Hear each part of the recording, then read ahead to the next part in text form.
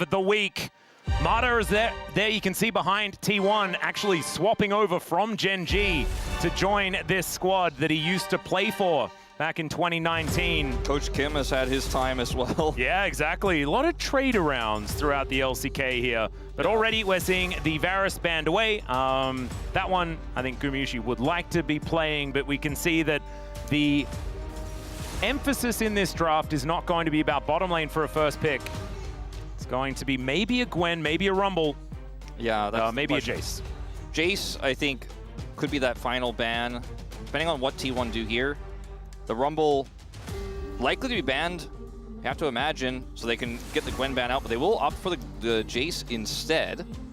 And do we leave the Rumble up? That's the question. Doran has already played it this season, has played many games on it. I wouldn't say that it's necessarily his best champion, but he has been able to facilitate teamfights effectively on it. I think when you look at the matchup of the players and you put the nameplates in front and center, I think GENG is one of the only teams you could trust to leave Gwen open and maybe get an advantage over it. Oh god, there it is. And so playing the Rumble into the Gwen could be what they're looking for here. If Doran does lock that in first, and it feels like a huge error to let Keen have it, you know, so they're just gonna have to take it. I think Keen will be happy to play the Rumble into this. Yep, I wrote it down immediately. I think it was the expected lock-in. The other expected lock-in should be the Rumble in response. The LPL has showed us that that does seem to be the most popular answer to the champion. Shiu played Jace into it, but that's banned, of course. And so the question is, what do they get with the Rumble, really more than anything else? It looks like the Azir is going to be the angle for Chovy. And they'll actually grab Skarner over the Rumble here, knowing that with the top laner already locked in, they don't have to grab it right now. They'll get 2 prio picks instead. We did used to see support Rumble. I just don't know whether carry is ready to cook quite that hard just yet. The Skarner certainly a very big one, though, for GENG. Does give them a very powerful team-fighting core in both the Pigeon and the Scorpion. But let's see where T1 decide to go here with this draft. They could take away a bottom lane, they could lock in a jungler, and the Xin Zhao has been very strong. Owner in particular, my god. He's been the best. Yeah. Like, easily has had the best performances on this pick out of anyone in 2025. Faker could grab Taliyah here if he wants to play that matchup into the Azir. It's been a matchup he's been very comfortable with, but he didn't have the greatest laning phases against DRX, if we're honest. Had fantastic plays later on in the game. The laning phase didn't matter as much. See if he wants to lock that one away. Yeah, plenty of things that he can take as well, but as it ticks down, it's going to be the Ahri. A lot more gusto in the 2v2 matchup, and I think with the Azir and the Skarner presented, does make a lot of sense to try and go a little bit more early power, as there is that Rumble that we were talking about, obviously needing to be locked in here. Yeah. In the past, you'd think about Ahri with some of her best pairing junglers, the Vi, the Viego. Xin Zhao is definitely up on towards the top of the list, but with the new Ahri build, she's just so tanky, so difficult to deal with. I think a top-tier pick that isn't as reliant on having one of those S-tier jungle pairs. And I think that with Owner's fantastic performances on the Xin Zhao, this does feel like a strong mid-jungle synergy. Ashe will be taken away here by GENG. Yeah, and the Ezreal is another one of those picks that's still out there, works incredibly well into what T1 has. So I feel like T1 should consider a ban of that. I think it needs to be Ashe Jhin bans, and then you can pick away the Ezreal if it's left up, and otherwise you can head towards something else. They could even take like a Xayah if they want to, one of Gumayusi's better champions there. Taking him away from utility that he's so incredibly good at is a decent idea, but instead the Elise going to be banned away from carrier. I feel like this has got to be an Ezreal ban. It's just so insanely strong with what GENG has, and you buy so much space, they'll ban Poppy instead. Poppy is pretty strong. That has had some pretty good performances on it, but I agree with you. I think that the Ezreal is a powerful option. Do you wonder what they're worried about with the Ezreal, with, you know, Varus gone, Kalista gone, the Ashe is gone, and they banned the Elise? It just feels like there's not too many tough lane matchups you're going to have left. But they'll opt for Misfortune instead, which is good into the Ezreal as well in lane if Guma wanted to pick that himself. I do feel like it's a difficult MF game, though. Yeah. Doran and Owner can both just put down circles and say no if the damage does start to come in. Of course, with good timing and good positioning, you can work around that, but already there are a lot of difficult angles for the MF. I don't think this is a great Kai'Sa angle. Guma has, you know, avoided playing Kai'Sa for reasons we all know. They will go for the Jhin you were talking about instead. This makes way more sense to me. I like this pick a lot more. Yeah, and they've got so much power elsewhere, right? Like, I think that they can do this. Yeah, you're going to get shoved in a little bit, pushed around perhaps, but I imagine Carrier just going to get unlocked from the lane as early as possible. Gumayusi then sits down there and tries to absorb pressure, and they can start running the map, which is exactly what the rest of the champions really want to do early. I mean, you also know Rel is the expected pick here with the Misfortune to come through, and the Alistar's great into that. This actually does, I think, cause GENG to pivot a little bit away from the Alistar, rather from the Rel, and go for this Rakan. Great follow-up on the Skarner Impale, and can help set up equalizers. Some of this game, to me, for T1, if they're going to win it, is just going to have to be won through the solo lanes. Faker is going to have to perform well into Chovy here. He and Oner are going to have great synergy, as they have over the years.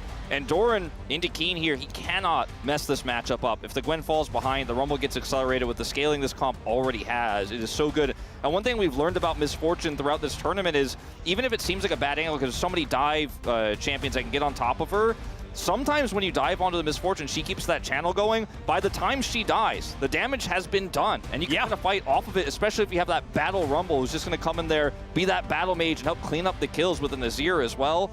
I do really like what GENG have put together here. I like it as well, but I think that T1 got kind of exactly what they wanted, right? I think this is like the perfect way to start this series, is by seeing T1 on full comfort and GENG as well, with what looks to be exactly what they were angling for. So much team fighting power. The one worry that I have for GENG is we saw basically the same comp completely flubbed by KT a couple of days ago. And I want to see it and its full glory, what it's actually capable of. Because otherwise, T1 are just going to run them over like a freight train. This composition can snowball so extraordinarily hard. GENG going to have to play some real good League of Legends here. Do agree. Let's get into it. Game 1, T1 versus GENG.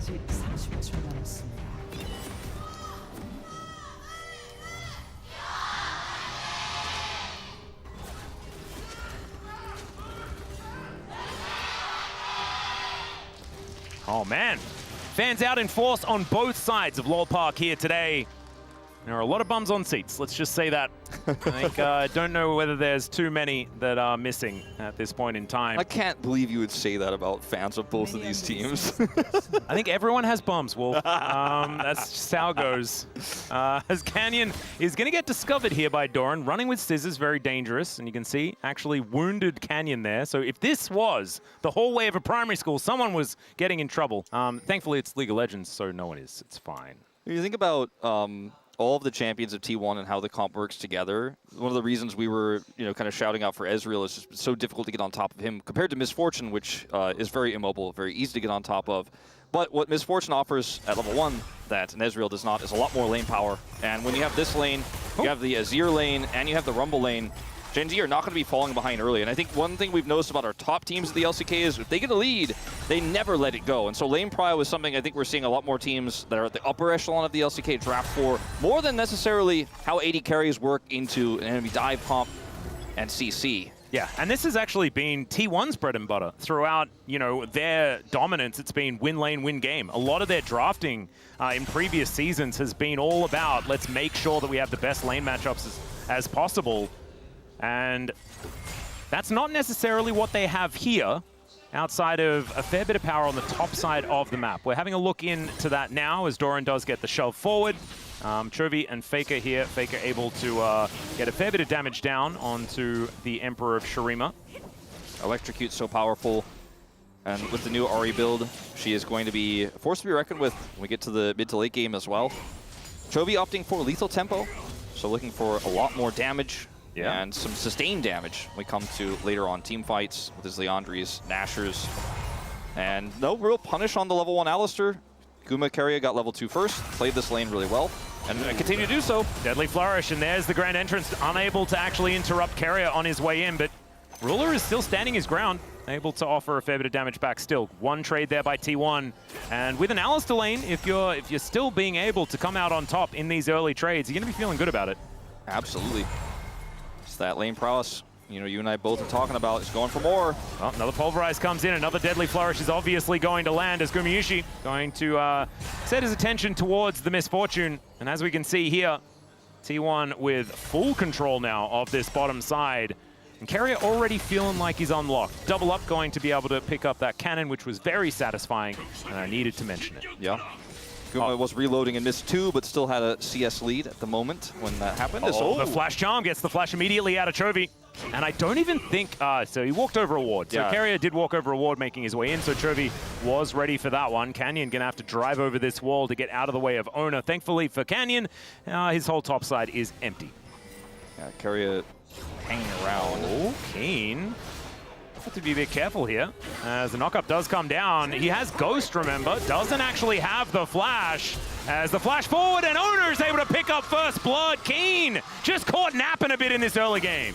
2 aggressive plays early on here for T1. Carrier spotted on the ward, traded flashes in the mid lane. Chovy reacts quickly as he knows the Alistar is there, but Keen won't be so lucky as he's way too far up in the lane. As you mentioned, no flash. And is actually opting to back here, gets seen by a ward. Owner comes over here to check. This is a very likely place where this Rumble is. And comes through and gets the punish here. Very easy follow-up. Yeah. And I believe took the Ghost because he was expecting Ghost to be taken by Gwen. We've seen a lot of Ghosts on Gwen in the past. Of course, the Exhaust, another thing that has been pretty popular. As Ruler up here towards the top side now as they have elected to go for that trade. Yeah, Flash Gwen quite rare, in fact, these days. Yeah. Just have a lot of mobility inherently on the champion, so being sticky has been important. And we're swapping to the top lane, but no huge advantages either way. Keen, of course, with that death, did have to TP, so Doran has TP advantage in their matchup in the bottom lane now. Yeah, might actually help them as far as getting towards some grubs or something like that, but otherwise not too much more to be gained here as Chovy trying to offer some damage back.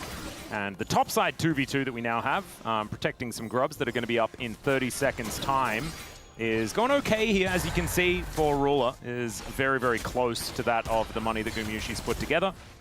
And I think Duro feeling a little bit better now about how this matchup is going. And Ruler grabs a cull. Just happy to farm this one out now. Not going to be playing to this duo, very likely. And so he's just looking to get that Bloodthirster as soon as possible. Get that first spike, which gives you so much safety. And it's, you know, Miss Fortune's main core item just because, you know, she needs a little bit of durability in order to actually get the most value out of her kit. And also to be able to walk up to a mid-wave. Yes. If you do take some damage, it doesn't really matter. Yeah, exactly. You have a Bloodthirster, so you're fine. Super useful item. One of the best for any AD carry in terms of what it means individually on that first item spike. Well, it is going to be a back coming in for Duro.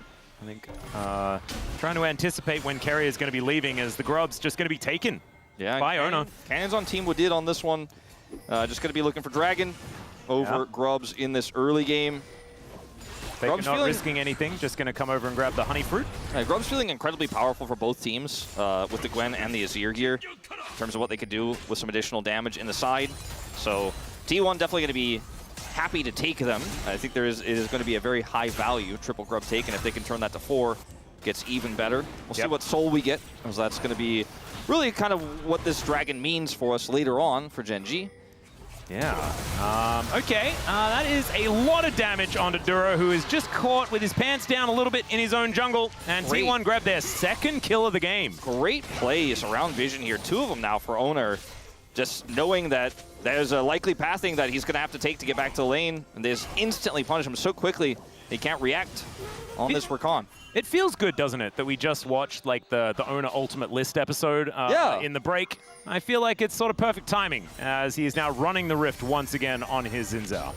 And really, it's Owner coming here to follow up, but actually Carrier was the one who really set this play up, wrapped all the way around, captive audience, keeps him there just a little bit longer. Had he potentially flashed instantly towards his AD carry, maybe he lives there, but doesn't know that it's going to be a 3-man party on top of him. Doesn't flash, but dies. Oh, there's the charm actually connecting as the curtains have been called. Emperor's Divide gets rid of Carrier, but Faker turns up immediately. Orbit Deception comes down, and Chovy is still surviving. He gets the heal, in fact, from that Gleaming Quill, helping him out. Nice work, Duro, defending your mid laner. Yeah, really well played there on the defense, but also a great opportunity found once again here by T1 in this incredibly proactive early game.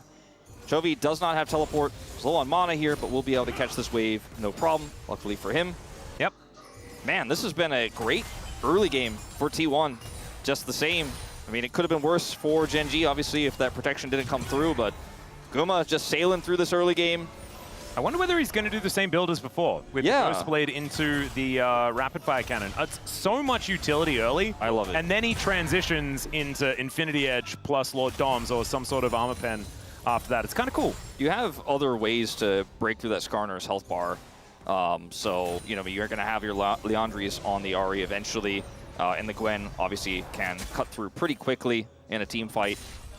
And you can just try not to hit him. Yeah, I mean that's the real game plan. Obviously, in most scenarios with this type of composition, you want to be hitting the prio targets, the Azir, and the Misfortune, locking those down and blowing them up, and then killing the Skarner later. But if you have to, you know, the Jhin isn't going to be your best way of killing it with this build. But again, it's not the primary option he's looking for in most cases. And Chovy now here is farming up quite nicely, as we can see. Going to be able to grab that cannon. There we go. As he really waits till the last second. Really, we're holding our breath. But of course, wasn't under any pressure at all. Gumayusi, pretty capable of tanking up a Make It Rain, so he's going to be totally okay. Yeah, just dodging the knock up there as well, casually. Yeah. No flash, no boots. Yeah, it doesn't Not even necessary. It looks like he's building steel caps this time around as Doran going aggressive onto Keen, but Keen does have a friend here. And Doran could now be in trouble. He's looking for some snips onto this Rumble as the Flame Spitter comes down. But now Ona turns up, and that's going to be a very comfy kill from him to answer. Faker getting in here, though, as the teleport from Chovy delivers him, and the Emperor's Divide comes down. That is going to be the Shifting Sands. The Flash is the Foxfire enough, and it might just be. No, Faker gets crammed into the wall, and Canyon shuts him down. Oh, so close to making it work. I was really surprised to see Chovy on the late TP there. Extremely risky move, but he's just tanky enough. Faker does not quite have the damage to take him out. Oh man, on his 12th year to the day anniversary, I thought we were about to just have one of those hashtag things Faker does moments. Was not quite enough, was not meant to be. Those turrets hit a little bit harder than they did back in 2013. But watching this play eventuate, I think Doran goes in here knowing that his teammates have that TP. Like, he has a TP from Faker here. He knows Owner is rotating over. He does end up dying here, but with two players coming over, he feels pretty confident they're going to be able to turn this into a W. But Skarner is tanky. Chovy is the target they then turn onto. But he has Emperor's Divide, pushes Owner away, barely flashes to survive enough. And Canyon's trying to block here for Faker, who doesn't have enough damage, then gets caught by the E. Such a sick guard play from Canyon here. And it's Duro who gave him the bodyguard earlier, and now it's Canyon. And I watched Wheeler guard Chovy for a long time on Hanwha Life back in the day, but this is something else. It certainly is. That was so beautifully played there by Canyon. Having a look now, some more attention being paid towards his bottom side as both supports have turned up, but it looks like Keen will be at least able to clear out this minion wave comfortably. And Ona looking for 6 grubs. He should actually be able to get them here. The Dragon going to be spawning in about 17 seconds time. Duro with some vision control towards this bottom side, but that is 6 grubs to nothing. And that is going to mean a lot of extra pushing power. GENG really going to have to pay attention to where these lanes are going to be sitting to make sure that they don't just lose a turret in the blink of an eye. Chovy narrowly escapes twice, but doesn't die. Finds himself, you know, the only one with a real gold lead here for GENG. Gets Leandries first. It is going to be a real force to be reckoned with this lethal tempo build, or rune choice, I should say. Yep. And we'll even do a ton of damage to this Dragon on the take here for GENG. Mountain second, looking for a 2 Drake lead, have positional advantage.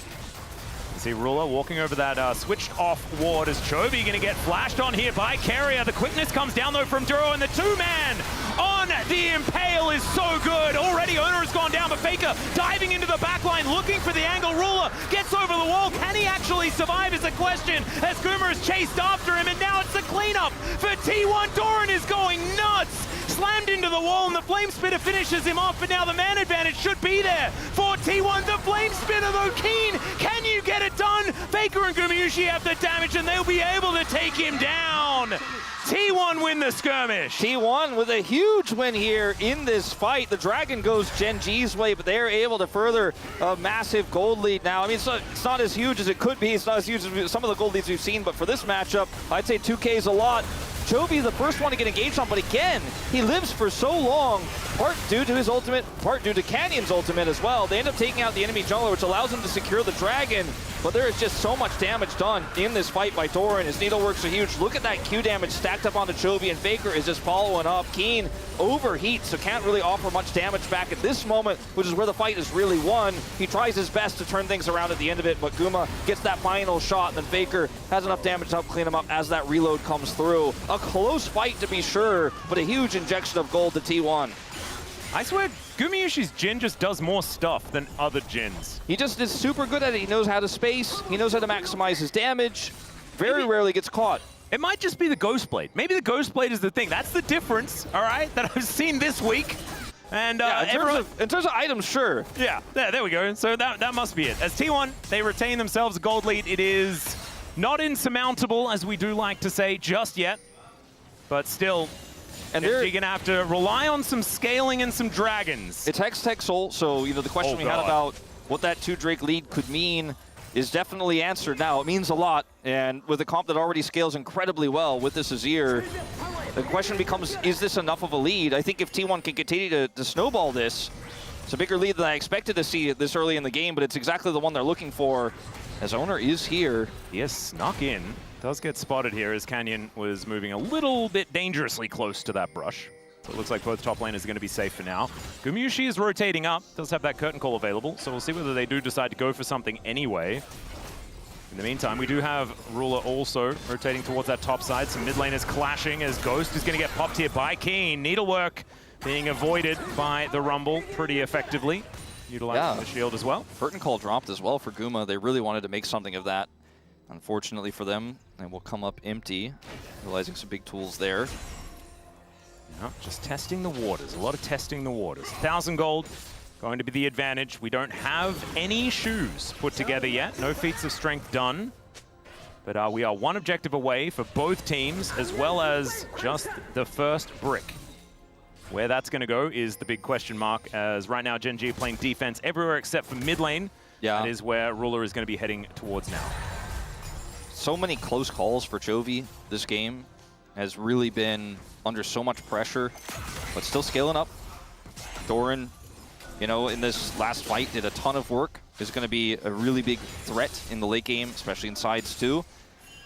And even though I think GENG on paper have the better scaling, there are aspects of T1's comp that work really well in the late game too, in an even game state. Especially the fact that Ahri has so much longevity with this new build too. Yeah, and I'm also seeing a cow here. Carrier can always change the state of a game with a huge headbutt pulverized play, possibly looking for an angle here, as he does get some information.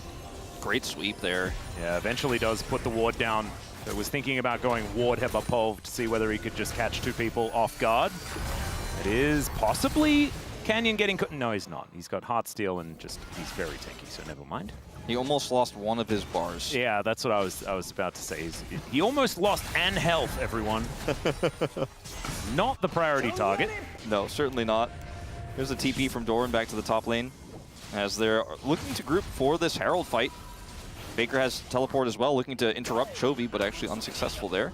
Yeah, Chovy just behind the Otacon little mini wall, and is going to be able to escape. Ruinous Otacon today, as sticking around and picking up all of those flowers is going to be pretty important.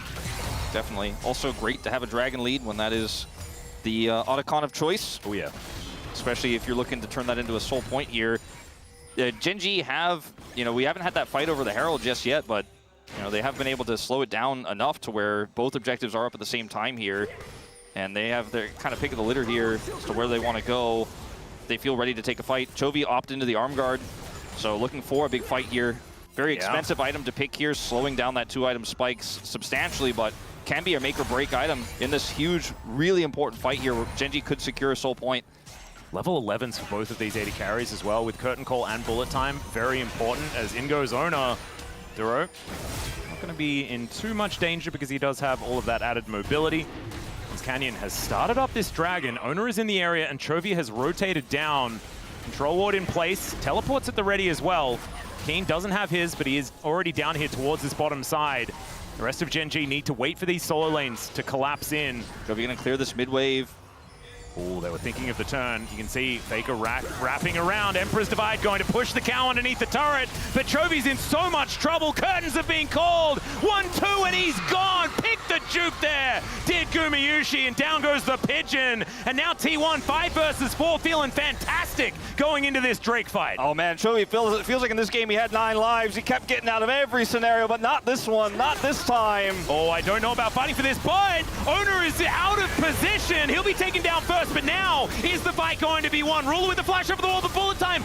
Doran is going to try to interrupt it and just cuts him down where he stands. Keen trying to get in there, and the harpoons are doing some work as Canyon, so durable, gets another crash into the wall. But Duro is not offering any damage back. It is only Keen that's able to do any work, and he is just pushed away. Low health bars on T1, but they juggled the aggro beautifully. That was such a greedy call to continue to stay there.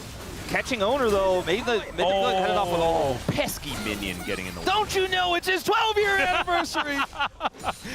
Read the room, minion. Yeah, the caster minion, how dare you. Oh boy, but it all goes back to this Chovy pick. Look at Faker's flank. They're so ready for this. And even though he has the perfect, picture-perfect, immediate reaction to go for the Emperor's Divide to push Keria in, there's just so much follow-up here with the Jhin ultimate. And then this pick onto Owner, before he can get the Crescent Guard out in an ideal scenario, actually just barely puts it off, but he still dies here. And then the follow-up fight is just so difficult to pull off here for GENG. Sure, you ended up taking the jungler away, but can you win a fight into Guma's fantastic positioning and also a Gwen offering so much damage? Gwen Jhin synergy seems really high in this game. Well, Chovy's dead again. He's going to break his arm guard as Emperor's Divide does at least try to get them in position as his Sundisk does a bit of work, but Doran's going to be able to lock down the kill.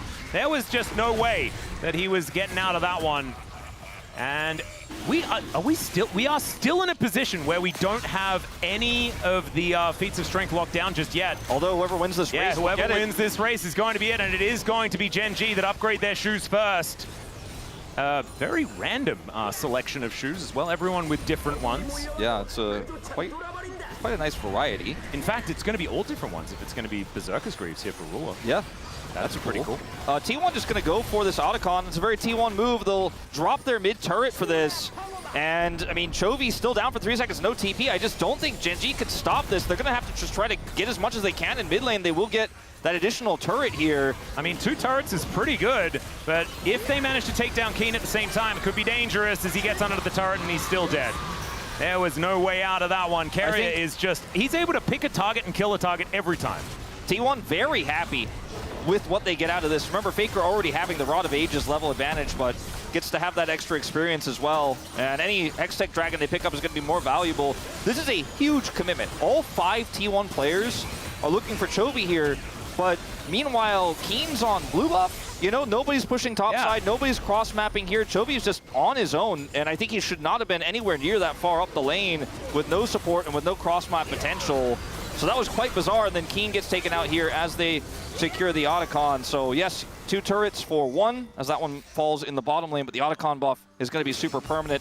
Double, over double, the Blood Petal stacks here. I was actually expecting that to be worse for GENG, so I guess there's that one. They also are still like 1.3k gold. Like, it is nothing.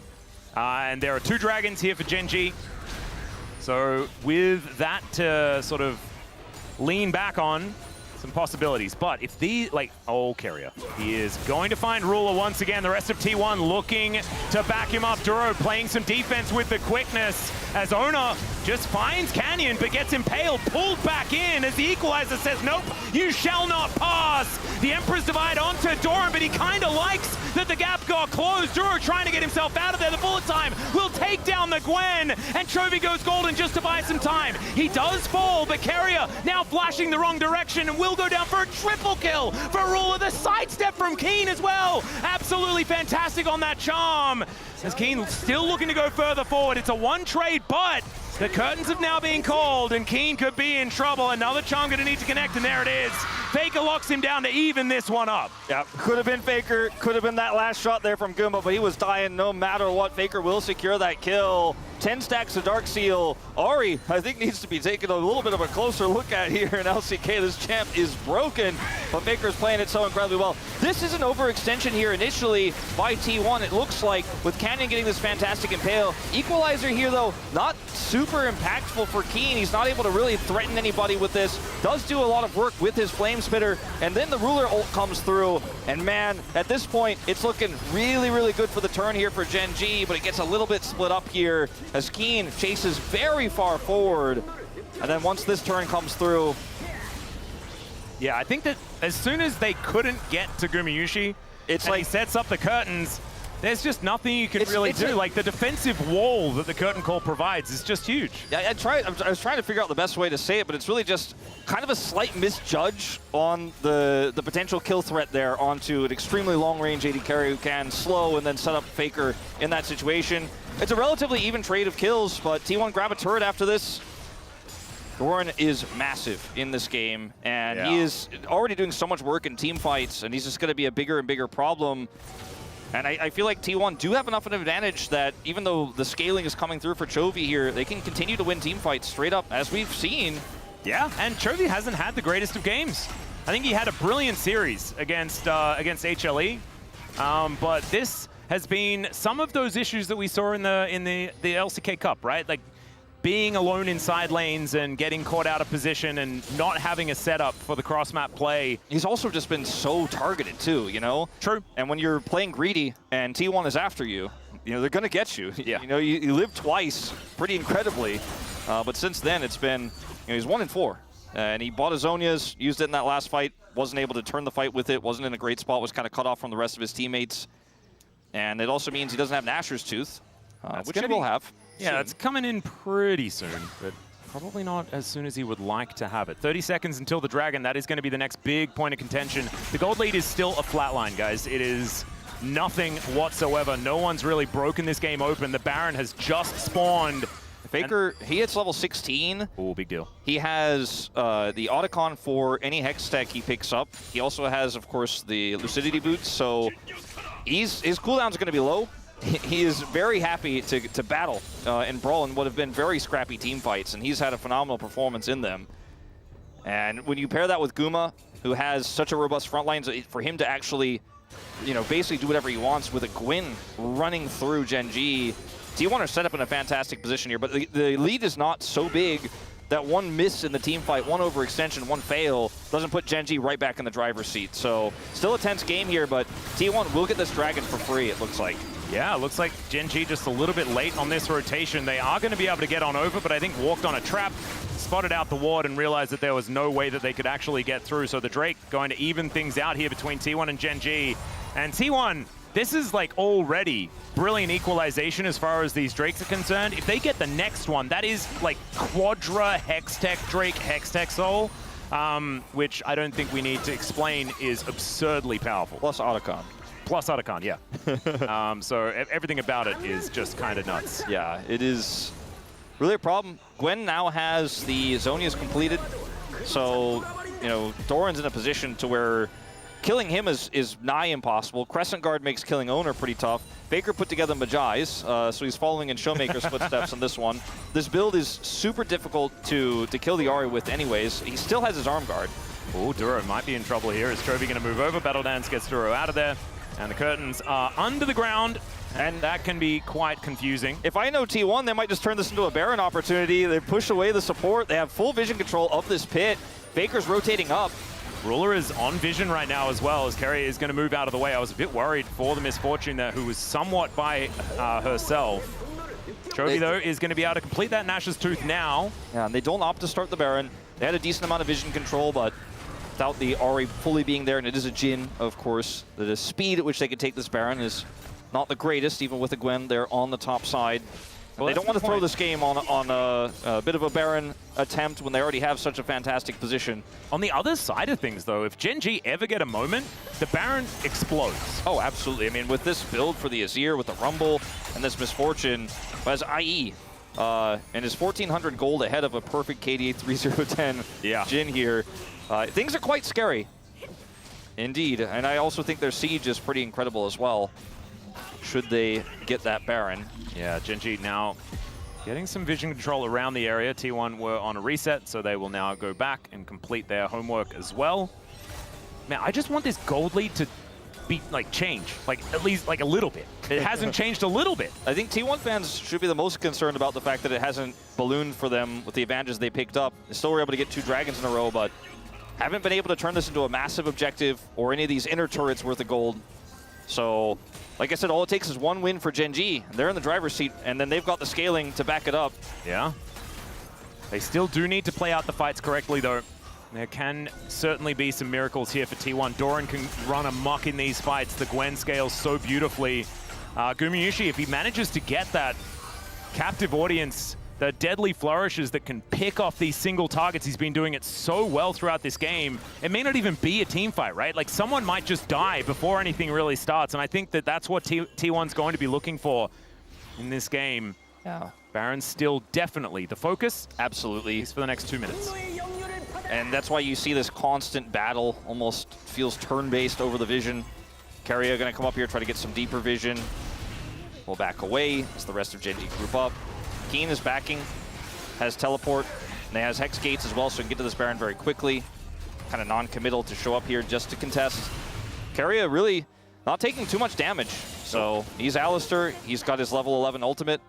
He is happy to be the guy who walks out in front and gives the information. Faker's on a flank here, and a lost team fight for either of these teams might be the game. You can really feel the tension around this Baron. Faker with an angle, potentially. Oh, Carrier's on a ward. He is a difficult target if they do want to take him down instead. Duro going to have to get out of there, and Carrier realizing that there might be some health, some abilities on cooldown. That's what I was looking for. You could see, I mean, just Faker and Carrier walking at 4 people is enough to get them to back away. Oh, the cow's so scary. Gets the flash pulverize onto Chovy, who will be eradicated before the fight even starts. It's an impale, but it's only on to 1. The curtains were called. Canyon's going to get headbutted back and snipped down. Bullet time does next to nothing, and GENG with 2 on the floor, they'll lose the Baron. They'll lose the Baron, and there's no way for them to try to turn this into a Drake take or anything like that either. This should be T1 getting Baron and their 3rd Hextech Dragon of the game off the Baron itself. The follow-up engage range for T1's composition is just so high when they have this Jhin. GENG were playing so respectfully. As soon as they see Keria and Faker together, they backed away, but they didn't back far enough away, and Keria finds the angle to get the flash onto Chovy. Owner is there for the follow-up, hits level 16 as well. He is so massive. There's the Baron. Yeah, Keria going to get slowed down by the red carpet as Dura's making his way over as well. I really like this. Was cheeky from T1, where they were all trying to get into position for this dragon so that they could get there before Canyon is able to do so. GENG understanding that, they get that wave pushed out. Keen already teleported towards that bottom side. As Owner is here, and starting this is real rough. There are hex gates as Battle Dance gets Dura to relative safety as Doran getting in there. Don't know about that one, it's a little bit scary. This fight for the dragon feels like the real battle. As Faker with the charm, it's gonna go wide because he was on vision, and Canyon looks for the opportunity, not gonna be able to get it. It's gonna be a smite fight. We'll see who is going to get towards Soul Point off the back of this one. Faker TPing back to his teammates here to get in a better spot. Yeah, Canyon goes in, but he's unable to get the dragon. Owner gonna get quicknessed up, now gets out of there immediately as Chovy finds the Empress Light on 3! It was him that got picked off, but this time he's able to make the big play. Doran cut down where he stands, and Chovy is dead again, but this time he takes 2 with him. Keen looking for the harpoons, doesn't get there, and GENG, I guess they still got some fight left in him. A lot of this Baron timer as well worn away in this extended dragon fight. We're going all the way back to this. Look at this ward here. Keria has a good idea as to where Chovy is. Flashes in for it. Owner and Faker instantly on the follow-up, as is Guma. There is no turn. There's no damage here, as Ruler is just too far away to offer a real relevant bullet time to Peel. Then this moment here, it's super close on the smite setup. Faker goes and rejoins his teammates, but it's Chovy who finds the angle here. Level 16, sees the angle, goes in, grabs Owner, and is able to get more than he bargained for. Grabs Faker on the edge of it as well, takes a ton of damage. And all Guma can really do here is peel and help take him out. Charm was absolutely beautiful there from Faker just to make sure that Chovy did eventually die. I think if there were 4 left alive, maybe they lose more. Yeah. But still a huge win for T1. Yeah, like GENG, they win the team fight. But that's 3 Hextech Dragons. Yeah, Faker, he is doing a lot of, he has no cooldowns basically. He has 20 stacks of Magi's, a death cap, and he still hasn't broken his arm guard. Happy 12th anniversary, Faker. You're doing pretty well. As okay, never mind. Crash into the wall onto Owner, and I don't think that Crescent Guard is going to be saving him. Chovy in a little bit of trouble here as Faker looks for the charm angle. He'll be able to get 2 off the back end, and Ruler is going to be his next target. He's dashing forever with all of these resets, and Gumyushi's flashing forward. T1 are going to take this game off the back of the GOAT. Happy 12th, my friend. I was a little early on it before, but my God, this Ahri performance is absurd. The greatest of all time on his 12th anniversary. Faker is timeless, Atlas, and doesn't matter what year it is, he's still got the hands, he's still got the follow-up, and he and T1 are going to take this first game. And I need to now remind everyone as Keen goes down underneath these Nexus turrets that this is game 1 of a regular season best of 3. So it feels like the stakes are way higher than they are because it's GENG versus T1. They often are quite that high as there goes the Nexus, and T1 are going to take first blood in the series. What a performance from mainly Faker, but I also want to say that Owner's Xin Zhao is always phenomenal, and Gumyushi, he's the only one in my mind that's allowed to play Jhin in any game ever. I feel like it was a real strong, solid team effort from T1. Even Doran had a huge role to play in those team fights in the mid game. And also, even though Chovy had some ups and downs, his ups were pretty huge. You know, he was able to escape from some wild scenarios, had some really good engages. He was playing his heart out, but it just wasn't enough. And I think GENG were so far behind on tempo that they often weren't able to actually 5v5 the way their composition is designed to. And part of that is, of course, because T1 just had such great vision set up and they were so incredibly punishing with the long-range follow-up their comp has for single-target blow-up. Chovy was absolutely targeted in this game, and he was shut down critically enough in most of those major fights to where T1 could clean it up. What a great start to this series. Yeah, just an incredible game. I don't think that GENG are going to be slapping themselves too hard after that one. T1 played a phenomenal early game, but then it was still close. GENG, I think, was still able to make cross maps where they needed to.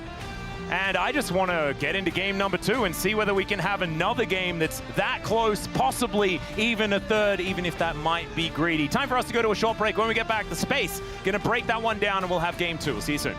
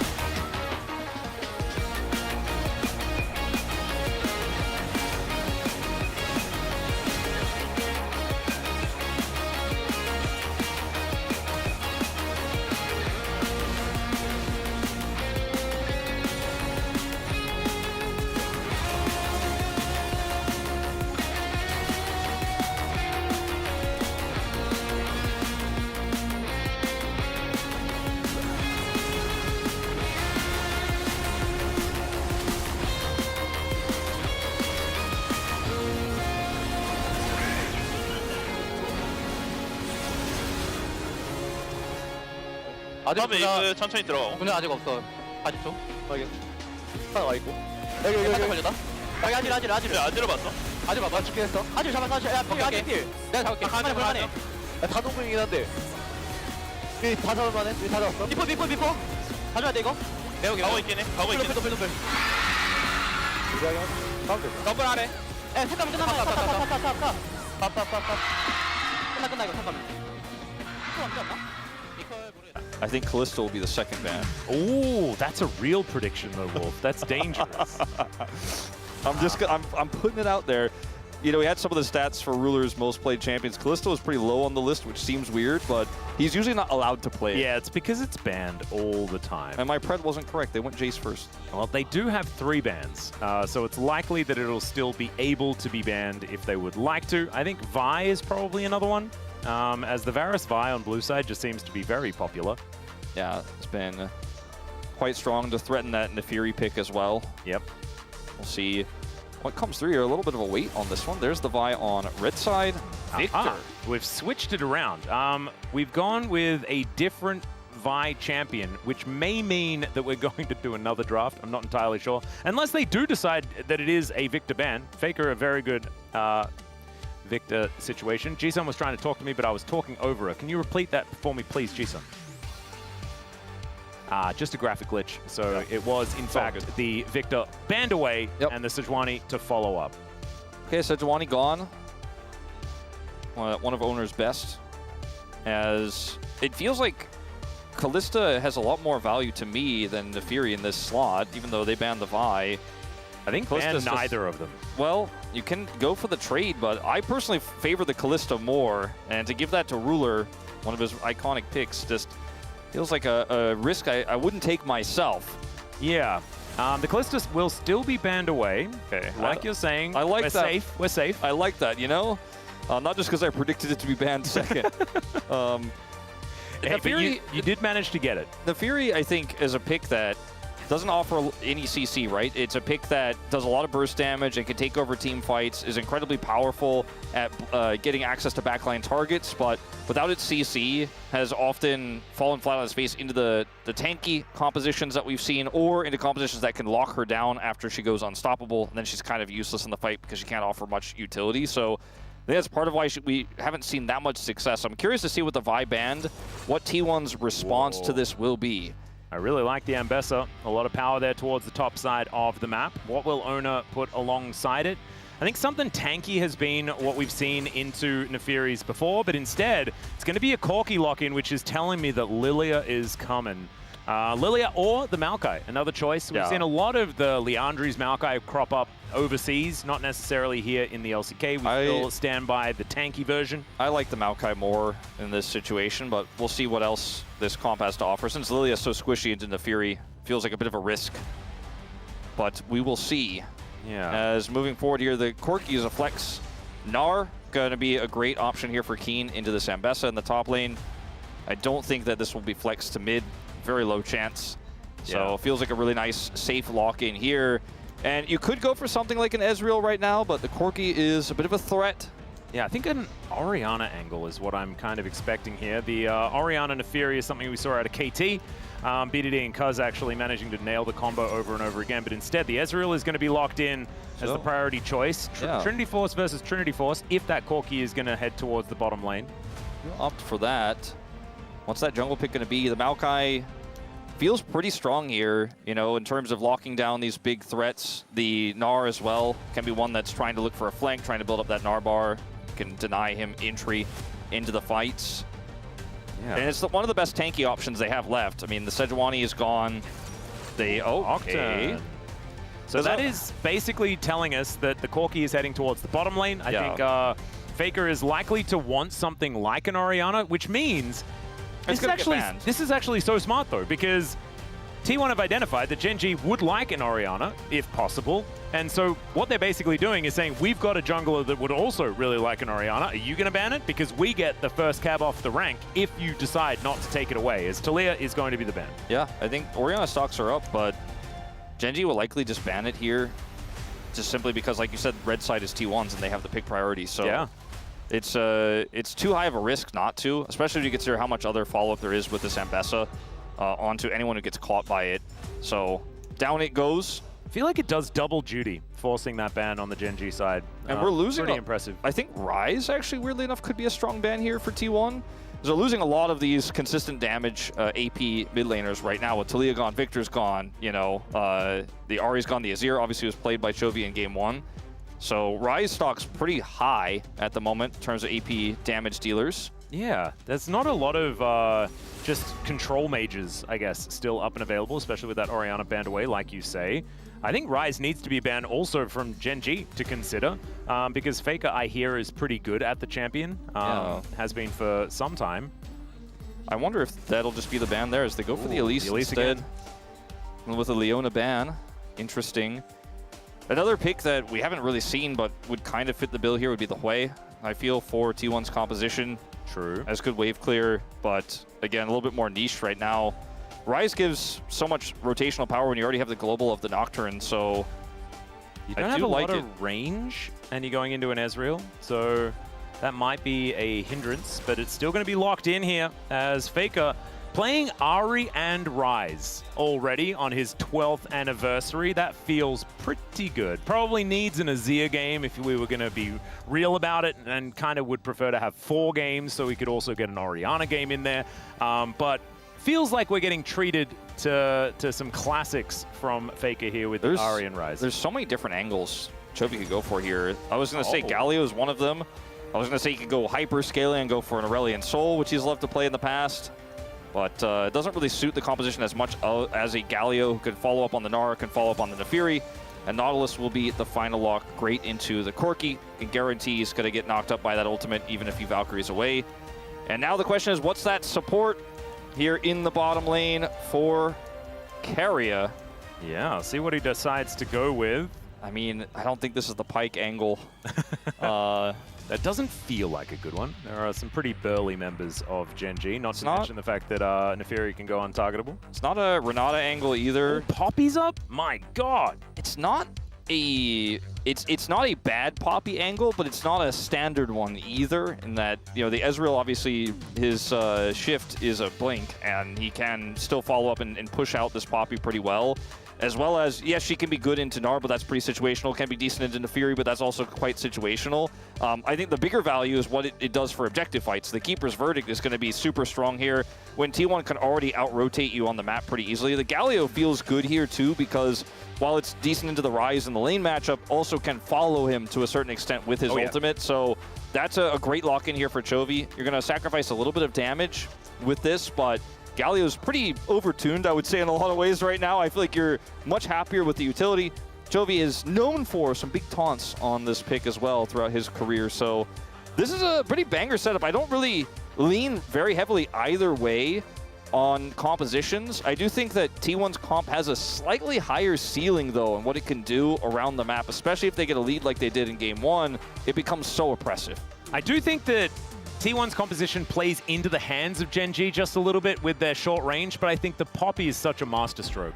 I think that if you get that Keeper's Verdict charging while the gargoyle's falling from the sky, you're almost always a victim, no matter what, right? And so Keria is going to have so much control of this game with this Poppy wielding this big old hammer. I'm really looking forward to getting into it. Game number 2 right now.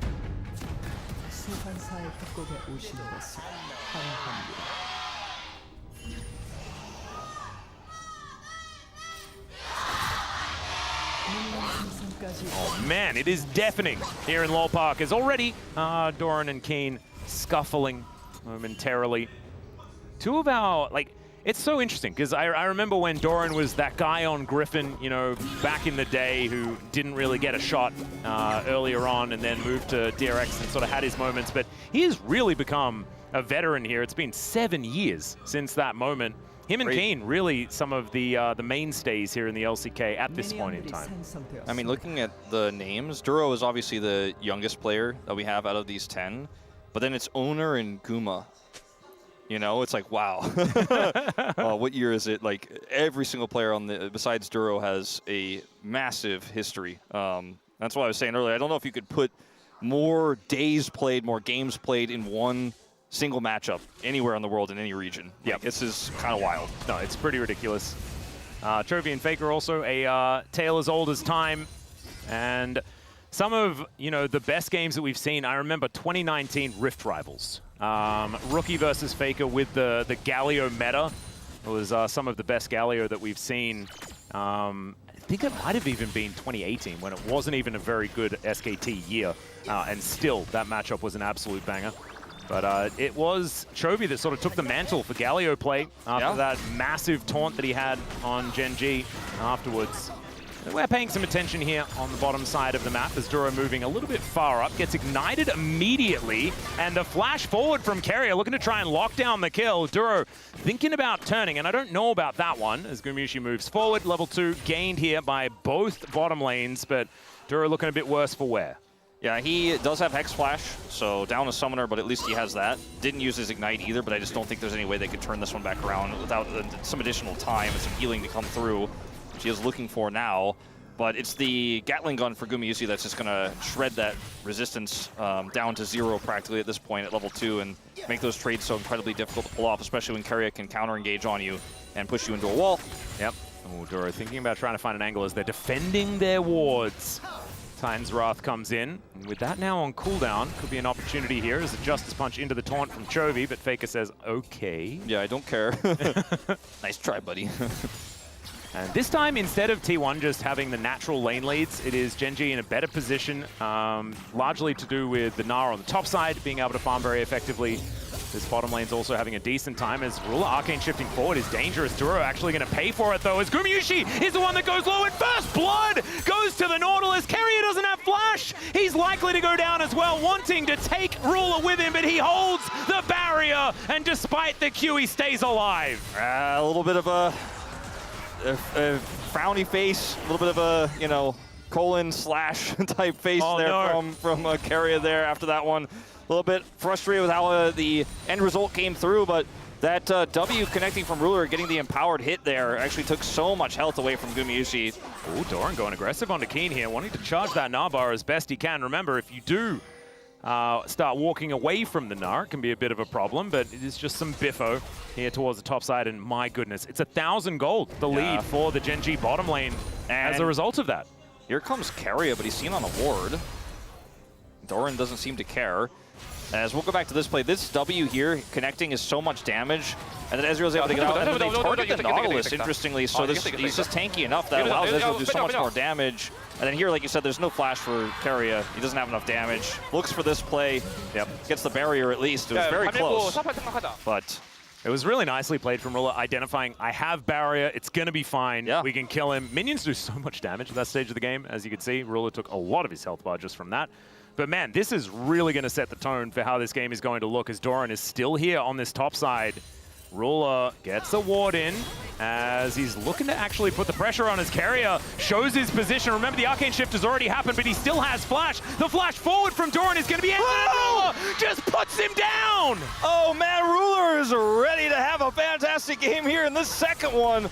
2 fantastic plays back-to-back. The bottom lane play there where he gets the punish, and then this one here, unaware but doesn't care. He gets a flash away, buys that space, and gets the kill. His second of the game, third for the duo.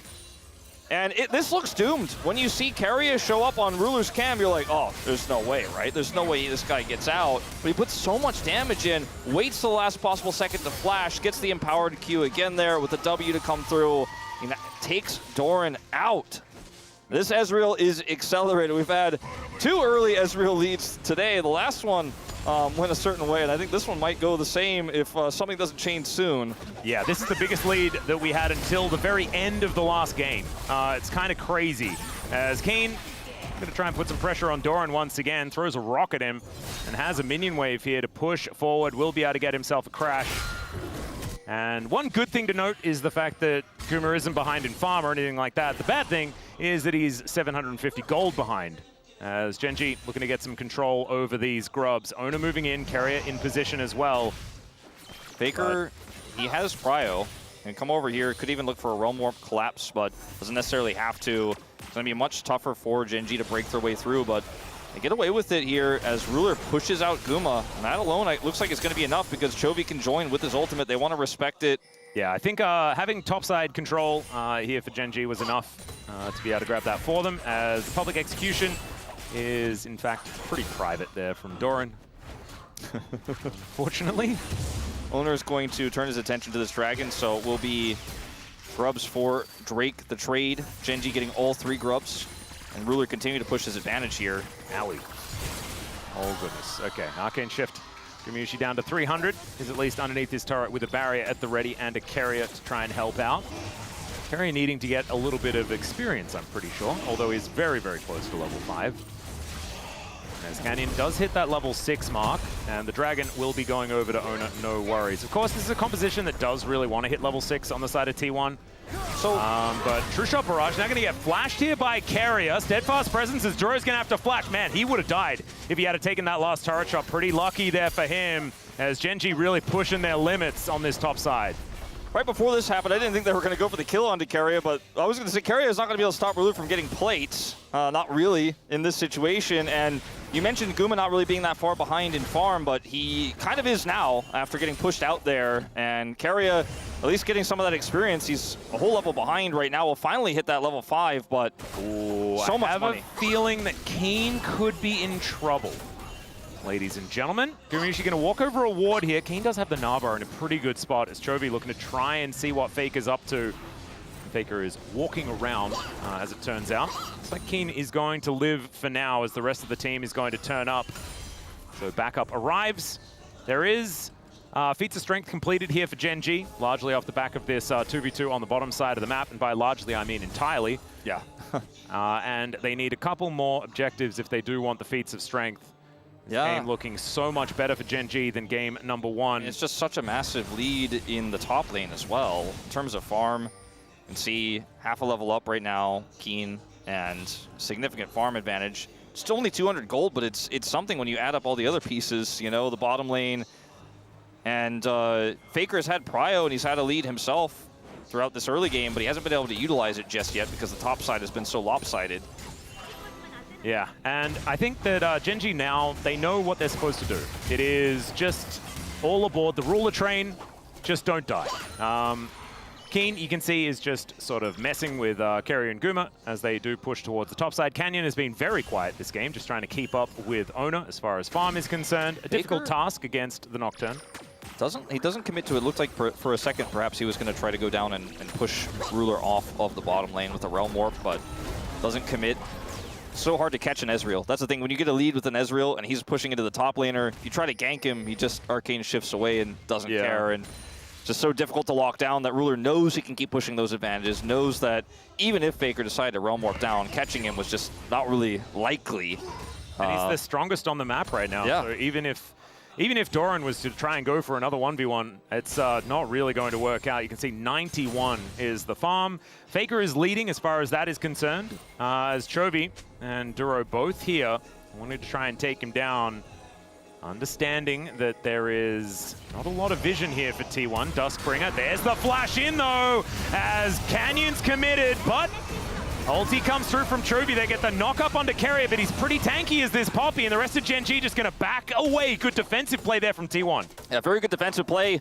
Looked like a big mistake there from Owner initially, just really playing with fire, trying to bait something, but you know, Ryze does do a lot of damage even with no real combat items here. He only has his Catalyst, but will stack up that damage quite a bit if they did go for the extended fight there. So GENG eventually do have to leave, but Owner loses his flash.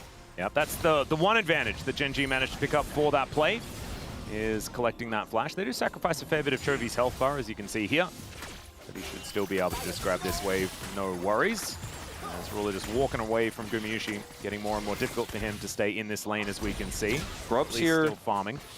Looking like they're going T1's way. GENG, even with this topside prio, very late to show up. I say it, Canyon coming in, doesn't have smite.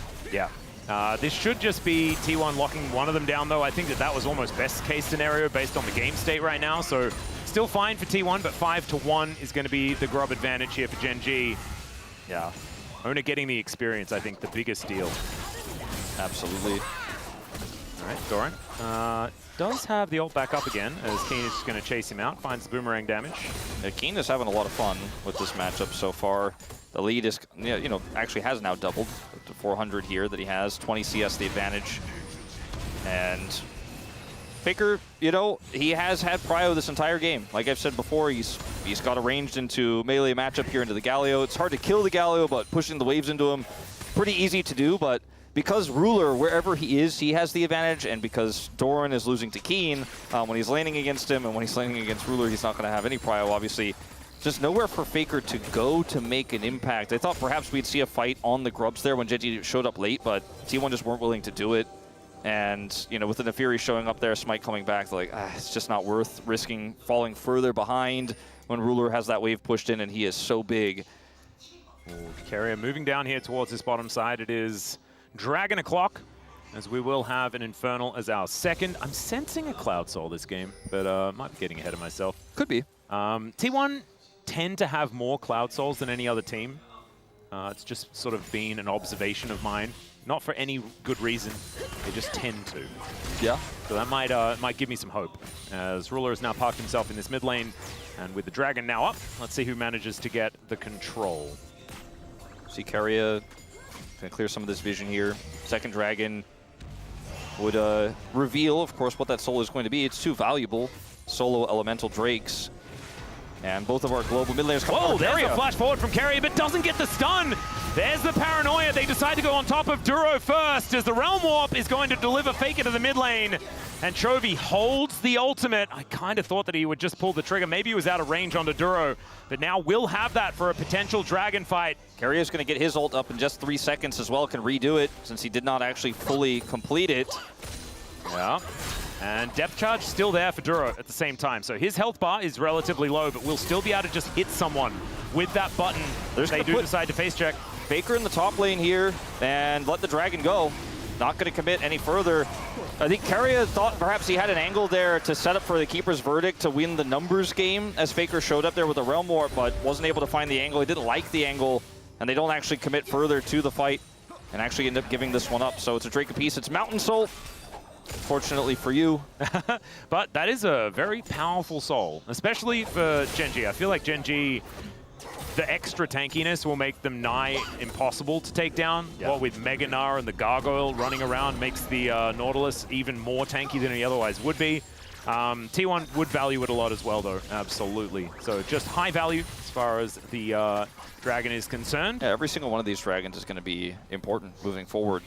We're tied up one apiece. Yeah, we got Voracious Otacon as well, so yeah. not ruin us this time around. Not going to have to worry about flowers everywhere and stuff like that, but the extra lives going to be a big deal. Feels very good for T1's comp if they're able to get it, but we're a ways away from that now as they're looking for a pick here onto Doran.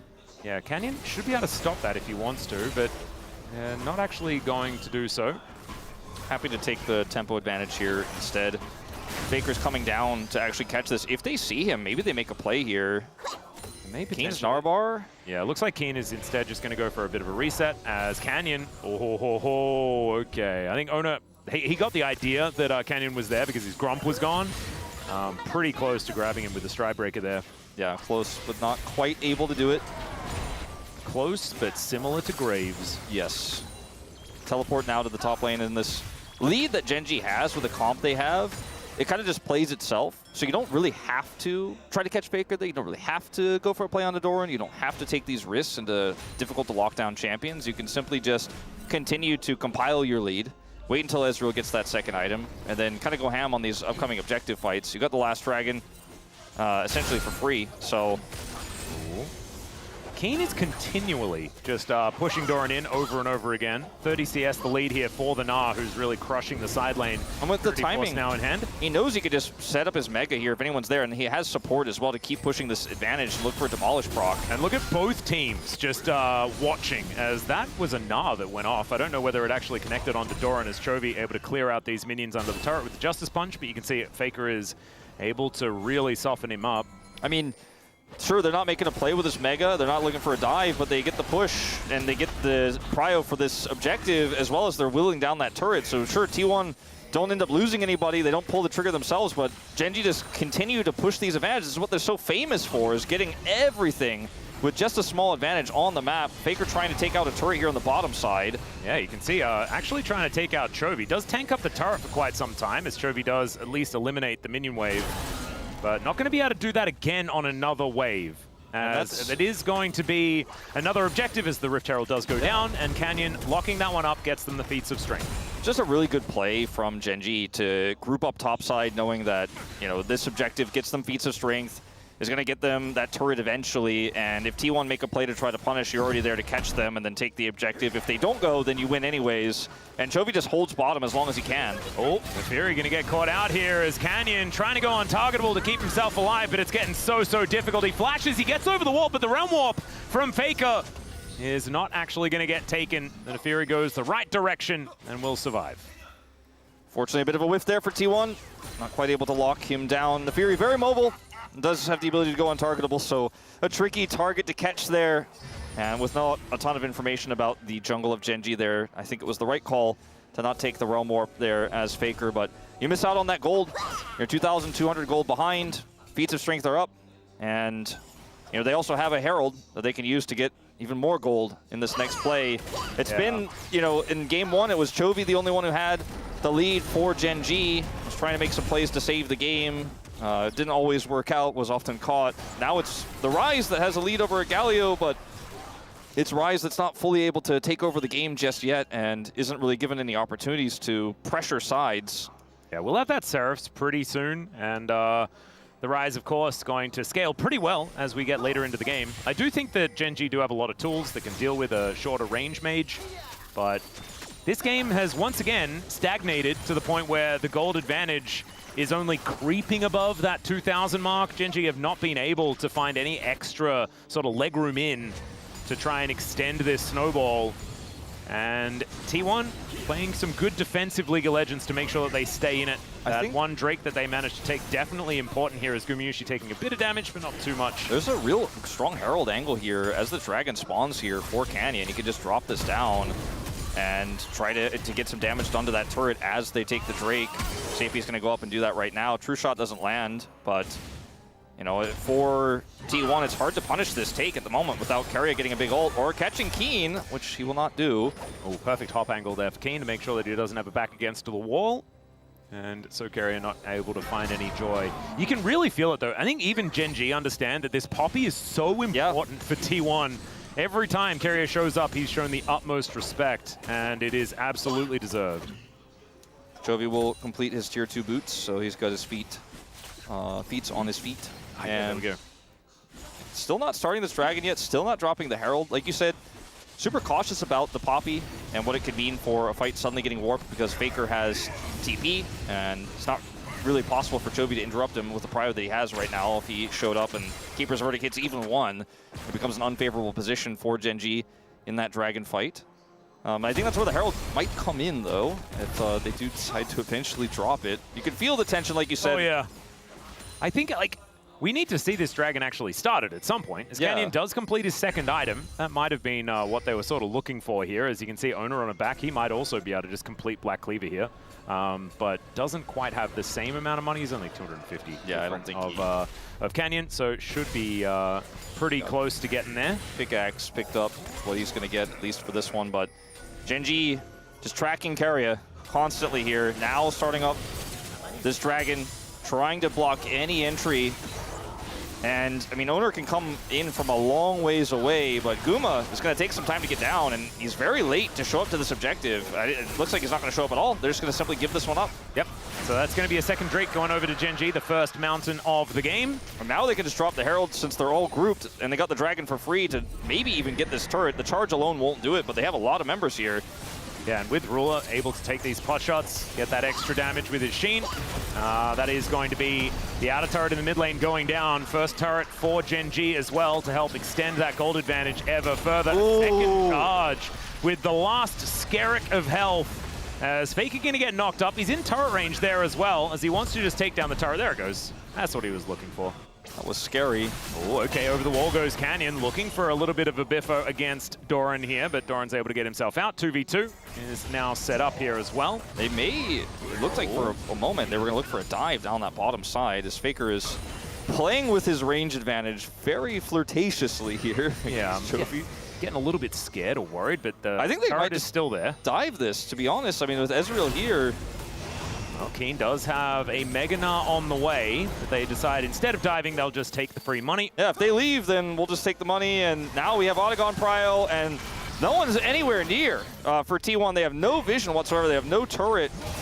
I mean, this is the closest thing division they have is a Nocturne who knows, I think something bad is happening down there where we can't see. Well, speaking of can't see, they don't exactly know where Faker is just yet. He's going to be moving up this mid lane, as we can see, and Chovy is not in heroic entrance range. So the Autocan is dangerous. Yeah, they back away, and they pull T1 around the map a little bit.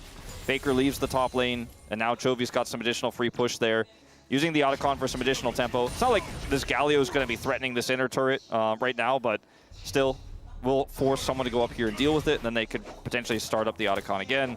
Just pulling T1 around, playing tennis, and T1's the ball. Yeah. And then, once again, setting up for looking for any pick they can get while Ruler naturally scales. He's got 2 items. He's got his tier 3 boots. And eventually, you know, we'll get to that Baron spawning and they could start putting on the vision pressure there. Yeah, this game, I can't believe that we had such an exciting early game, right? With 3 kills, you know, Ruler and Duro doing some pretty amazing things, but then nothing.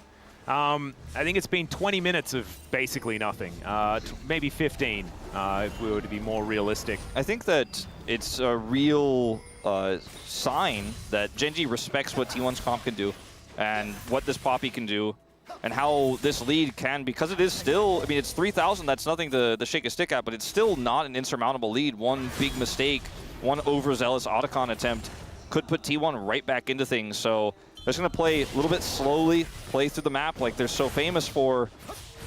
So they're going to grab this blue buff. Yep, you can see the gold lead certainly flatlined for quite some time. That turret going down in the mid lane and then being able to collect the dragon really did give that extra bump that we just see. But still, 3.5K is nothing to really worry about just yet. Ooh, Faker might put himself too far forward here. Yeah, Duro's going to show up, and Keen was already in position. There's the knockup from the depth charge, and this Rise is not going anywhere. Tries to realm warp, but that is not happening. And GENG going to use this as an opportunity to head towards this Otacon. The rest of them were grouped up, and the rest, you can see GENG actually wanting to find a little bit more of a fight before this one happens. Spell shield's good, but he's still pushed away. But this buys time. Faker has teleport when he respawns here. Oh dear, Carrier might be in trouble. He gets smoked by Canyon as Keen wants to hop over that wall, finds the boomerang, and I think that Canyon has the damage. True Shot Barrage comes down, but there's the paranoia to try and save, but also kill as they get on top of Ruler. Ruler is dead to start this off. Doran's flashing away to try and get to safety. Faker is still dead, which is so lucky for GENG, because otherwise they could have lost the Otacon, and somehow that anchor lands. Doran just trying to survive. He can dash for, you know, about 1 billion miles, but is that enough is the question, as Canyon should have enough damage to take him down, and there it is. Faker hits 16. Could have teleported in if he was up 5 seconds earlier, maybe to try to catch and look for a punish there. They got Ruler, but I think that's all they're really going to get out of this one, unfortunately. Stopping the Otacon, though, is such a big deal. Yeah, the fact that Ruler was just caught with his pants down, that was a problem. A massive turn here, because otherwise it looks like, you know, from everything else we saw, it's just not really a playable situation here. Keria is so tanky that it doesn't matter that there's a Nefiri running him down. The Keeper's verdict all is... of the doggos got booped away by the ultimate. Yeah, the Keeper's verdict isn't really the greatest, but it buys enough time for that ult to come through. And Doran just has to run with his tail between his legs to try to get out of this one. He wants to buy time for Faker to TP in. They have the control ward drop there to where Faker could teleport to. He could also teleport to this ward here as well if he were alive. He died moments before, and that's the crux of all of this. I think this is best case scenario, though, for T1, considering how it all started off with Faker getting caught. Yep, especially with now Otacon being still alive. There is a dragon here as well, though, and that is soul point opportunity for GENG. They've started this already. And T1, you can see, trying to set up, trying to get into position, but they're on vision here as GENG just control this area completely. No way for T1 to get in. They're going to give it up. They do see it go down, but there's no way that they can actually change the outcome. If Keria had ult, maybe. Oh, Realm Warp, an opportunity here is once again. It's Ruler in trouble, and he'll just get obliterated. This time, GENG in an awkward spot. At the same time, heroic entrance, and Duro is still dead. A double knockup, but Chovy's just giving himself up. Owner down low, but they take down the gargoyle, and T1 say you can take the dragon. I think it's time for Baron. Okay, they're going to look for this turret as well. A little bit greedy, not quite able to get it, and some extra damage does go on to Keria. Owner fairly low here, and of course doesn't have his ultimate, but they're going to start this up just the same. Ruler is up in 20. Chovy's so long away from respawning that there's no way he's going to be able to TP, and they just need to have a little bit of defense against Canyon. Yeah, Keeper's verdict is going to miss, as now let's see whether they can actually hold on to this. It's so dangerous. Meganar is almost there for Keen. He does get it, but it does not do enough. Canyon gets into the pit, goes untargetable, picks up one, but that is it, and T1 will take the Baron. Traditional T1 Baron, it's a little risky, but they had the numbers, they had the advantage, and even though the Keeper's verdict doesn't connect, they can keep Canyon out. They stop hitting the Baron, they don't turn it into a 50-50, they secure the kills and secure the objective. And now T1 in a pretty nice control of this game for the first time after what was a pretty rough early game. And it all starts off with, once again, a pick onto this, you know, Ruler who's just a little bit too far out, onto the same AD carry. And you know, we think about synergy with Nocturne for mid laners, you know, it's often the Orianna, it was Aurora for a while, but, you know, Realm Warp can follow up too, as it turns out, and get right on top of him. And now T1 turned this into Otacon, and they are feeling very good about their chances. Take a gold lead here, and they can push it even further now with an extra res on the back. Yeah, this is a real turning point in this game in every sense of the word, because now they do have that gold advantage. With the Otacon as well, they can push with this Baron so aggressively. 2 minutes left. Rebel Baron power play already ticking above just the baseline amount of gold that you get. Outer turret in the mid lane, going to be taken here by Doran most likely. As True Shot Barrage just to try and take down this empowered siege minion that's really being frustrating. Winds of War not nearly enough to take that down, and Doran, as we were talking about, just gets to work. T1 sieging, having owner on this flank. Oh, another moment for Ruler, unfortunately, in that mid lane. He's just taken out Keen. Soaks up a lot. We don't really have the withdraws coming in just yet, as I don't know about that one, but still, they dive in. It's a great hook to try and answer, and the Justice Punch is there. The 3-man taunt from Chovy, but remember, he's just picking up little bits of 200 gold from T1, who are now breaking open the GENG base. Look at that Rebel Baron power play just explode. 5,300 is the number. As Keen, nothing he can do. Doran dashing around. He can go home if he'd like to. Faker in here as well as Canyon, wanting to try and take him down, but the damage has been done, ladies and gentlemen. Happy 12 Faker, 3-1-5. He was the only gold lead, and now everyone has one. Everyone's got one on the back of 2 really fantastic plays from T1. And after they have double buff here, the Baron, they've got the setup here with Otacon. Making dive plays like this happen is so low risk, and it's really easy to follow up with this Nocturne ultimate coming down. Over here, the siege is real, and Faker is just layering in the damage. The Gnar is wasted, sure. They end up getting the push into the wall, but it's not enough to stop all this follow-up damage. Canyon has to go untargetable early. Duro has to flash out, and here comes that cross of the members who are in the mid lane just moments before getting that other pick. And Chovy, he does work, but it's not enough, and this might be the beginning of the end of the game. Wow, this is the first team fight the Ruler's actually been able to play. He does manage to send someone home. Keeper's Verdict gonna get charged up here by Carrier, but does instead decide to cancel it. Okay, I was pretty happy to see Ruler not just instantly dead at the beginning of a team fight. Might be a bit more of an honest one. As you can see, the gold falling off a cliff. 6,000 is close to the lead that T1 has at the end of it all.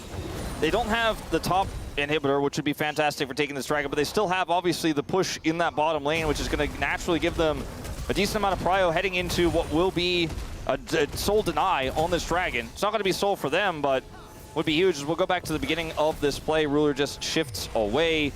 They ult him. Owner's like, I can just always do this, I think, because it hadn't really failed to work every other time. There isn't really any follow-up. Guma is in the top lane, so yeah, they didn't quite have enough damage for the Ezreal this time around, and he does get punished. Well, not him. Now there's one lesson that GENG needs to learn, and that is Ruler does not be the guy who stand by himself. No. Stand near Chovy. We need him to stand near everyone at the same time, so that this Nocturne cannot just press R. It's a valuable ward there for Keen and Ruler.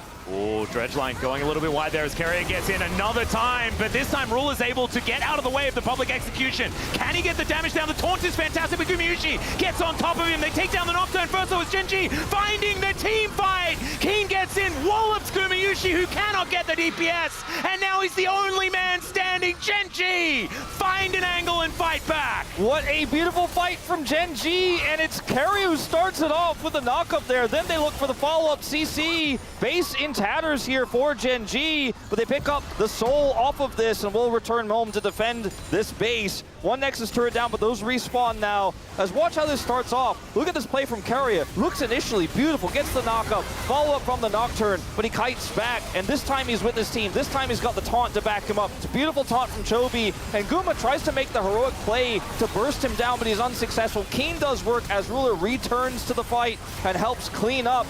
Very close fight there. Fantastic initiation from Carrier, but this time Ruler was with his teammates, and this time he finally cleans up house. Yeah, I cannot wait for Ruler to buy a defensive item. Like, I think he needs his Zhonya's. Just buy his Zhonya's, you know? for whenever this Nocturne is just hurtling towards you. Those 3 deaths was just Owner saying, I decide now that you die. And perhaps that's something worth looking into. But as we can see here, under 2,000 gold, now the lead once again is Owner, possibly caught out. He's got a GA, but he doesn't want to lose that cooldown. True Shot Barrage coming in as Canyon dives on top.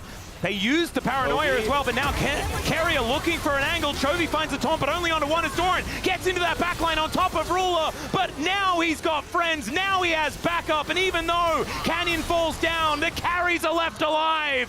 And Ruler gets the last laugh in this one. Canyon getting on top of the backline there, on top of Faker and Guma. They couldn't actually offer any damage there when the turn came through. So Ruler's incredibly low, but they can't finish him off, and Canyon sacrifices himself in order to win the fight. As Owner getting caught here initially is such a huge problem because Chovy can TP in, and then looking for a turn on this during the GA is just not possible with a Galio coming on top of these members. You see Carrier so desperately wants this. Chovy just comes in, they taunt him. Doran is a little bit late to come through here, gets on the Ruler alone, but look, there's no follow-up. Why? Because Canyon keeps Guma and Faker busy, so even though Doran does a ton of damage, he alone cannot kill Ruler, and defensively they win the fight. But without Canyon, the question is, could they take the Baron? And yes, they did. Yeah, and the answer would have been no, because Canyon was the one that actually killed Owner after that GA came up. And so like you were saying, it was double duty. He did obviously manage to keep Faker and Gumayusi busy, but also killing Owner meant no smite, meant the Baron goes over to GENG, and it's now their turn to try and buff up this Red Bull Baron power play themselves. And having a look at the gold graph, GENG had it moving up and to the right quite comfortably for most of this game. T1 find that beautiful turn, but now GENG with their selves back in the driver's seat once again. 3.5 minutes until the Elder, ladies and gentlemen, and that may just be where this game is decided. And I don't know whether that is really favored one way or the other, because both of these teams have found phenomenal team fights this game. The Mountain Soul gives Ruler just that extra oomph. He doesn't have a defensive item, but maybe he doesn't necessarily need one when he has that shield. Now Chovy has an arm guard, so he can make a lot of plays here. Keen, Wit's End, also makes him very difficult to kill. You know, Faker's not doing that much to him. And with the Siege here, slow and steady, looking for the 4-1 here to try to push onto these inhibitors. All right, Canyon and Owner just trading some shields out, as Canyon will be able to clear out this control ward. It's so difficult to actually engage here as T1 to find any sort of angle.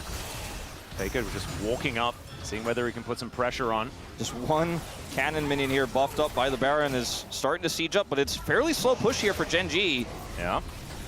He's trying to keep them busy for as long as possible. You can see this line of wards that GENG has. If they keep them here for long enough, then they will have so much control over the Elder Drake.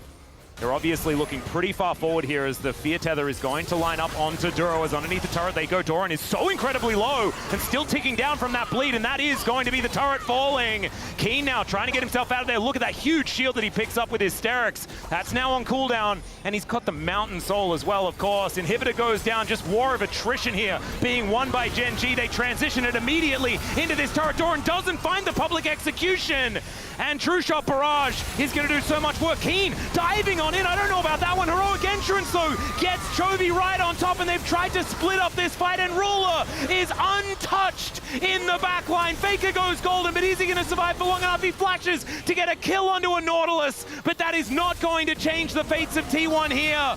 They're looking to try and end it right now, but Carrier says no. He's just getting them out of there. Chovy goes golden. Carrier is likely to die, but Canyon is so incredibly low, and it's in fact Chovy that falls down. These Mystic shots are so dangerous. Gumayusi and Doran both falling to the hands of Ruler, who only has a Nexus turret in his way before game number 3. Yep. Ruler says, sorry to keep you waiting. I'm back, and you thought you could defend. You thought that was the end of it. Certainly not. Oh, the shot! Oh, there it is. Gets the snipe onto Carrier. Now, the base survives for now as Baron fades away. But this is 2 inhibitors down here, and the base is open practically here for GENG to follow up later on. And so many aggressive plays go down here for GENG to try to look for the end, and so many of them I feel are a little bit overzealous. Yeah, this looked like game losing for Keen. But then he's so tanky. He doesn't have hysterics, of course, but he still has those extra resistances from the Mountain Dragon. And Ruler is doing all of the work. Keria knocking Ruler away is what gives you just a moment of hope, a moment of feeling like, okay, maybe there's a chance T1 could defend this, because he's the one who's doing all of the damage. It takes him so long to get back, but the second he does, you're like, oh no, T1 are not out of the woods yet, because this guy is insanely fed. It does, though, buy enough time for them to survive. They will live. That flash from Guma guarantees he's up, and they can actually fight one more time here on Elder. Huge smite there from Ruler as well. Very flashy. Elder is live, and T1 are nowhere near it. They do manage to get some vision. They spot out that GENG's doing it. GENG wanting to catch them, not wanting to go for any sort of burger flip here, as you can understand. As Doran looks for Chovy, they kept this one leashed. Paranoia comes in, and they dive in. Ona gets there towards the Dragon, but Chovy is right there waiting for him. It's Dura that takes down Gumayushi to start this off, and Keen wasn't even here. Ruler takes out, but the Poppy and the Elder goes down. Faker gonna get eaten by a Dragon, and GENG, of course they are. They're gonna bring us to a Game 3 in this absolutely ludicrous first series between GENG and T1 of LCK 2025. What a banger this series has come to be. We've got one more in the tank. GENG, they had great control from the beginning, a massive lead from Ruler, but they had to fight their way back after T1 wrestled control away from them. Such resilience in a best-of-3 like this. And they started off this season to be the team to beat, crushing defending first stand champions, defending LCK and LCK Cup champions in HLE. T1 coming as the underdogs, win game 1, fight their way back in game 2, but can't close it out. What a beautiful game of League of Legends. I've been waiting for this one. Yeah, man, this is exactly what we wanted and more here from T1 and GENG. 3 games, now T1, they do get side selection moving into the third one. That is the benefit that you get, but man, absolutely unbelievable League of Legends. And it's Fearless Draft as well, so we're going to have an even more crazy game number 3 this time around. The top lane, I think, has been really, really thin. The jungle pull, though, no more Nefiri shenanigans to happen this time. It's like the Gwen manages to pick up a win, the Nefiri manages to pick up a win, and now these champions not going to be worried about in the draft. Let's have a look at some of these numbers here. Look at that hole in the gold difference. Yeah, that's the Faker hole in the gold graph there, as he was able to find such a beautiful angle alongside Ona in just destroying Ruler like 3 times in a row. Such a great Nefiri game from Canyon. I feel like this was one of the better Nefiri games we've seen all year long, and he really showed great mastery of the champion. I cannot wait to see what we have in store for us for game 3. Oh yeah. Oh man, we're gonna need a bit of a break here to sort ourselves out, but game number 3 promises to be a banger. There's no way that it can't be. Gonna go to a short break. When we get back, the space is gonna break that one down. We'll have game number 3. We'll see you soon.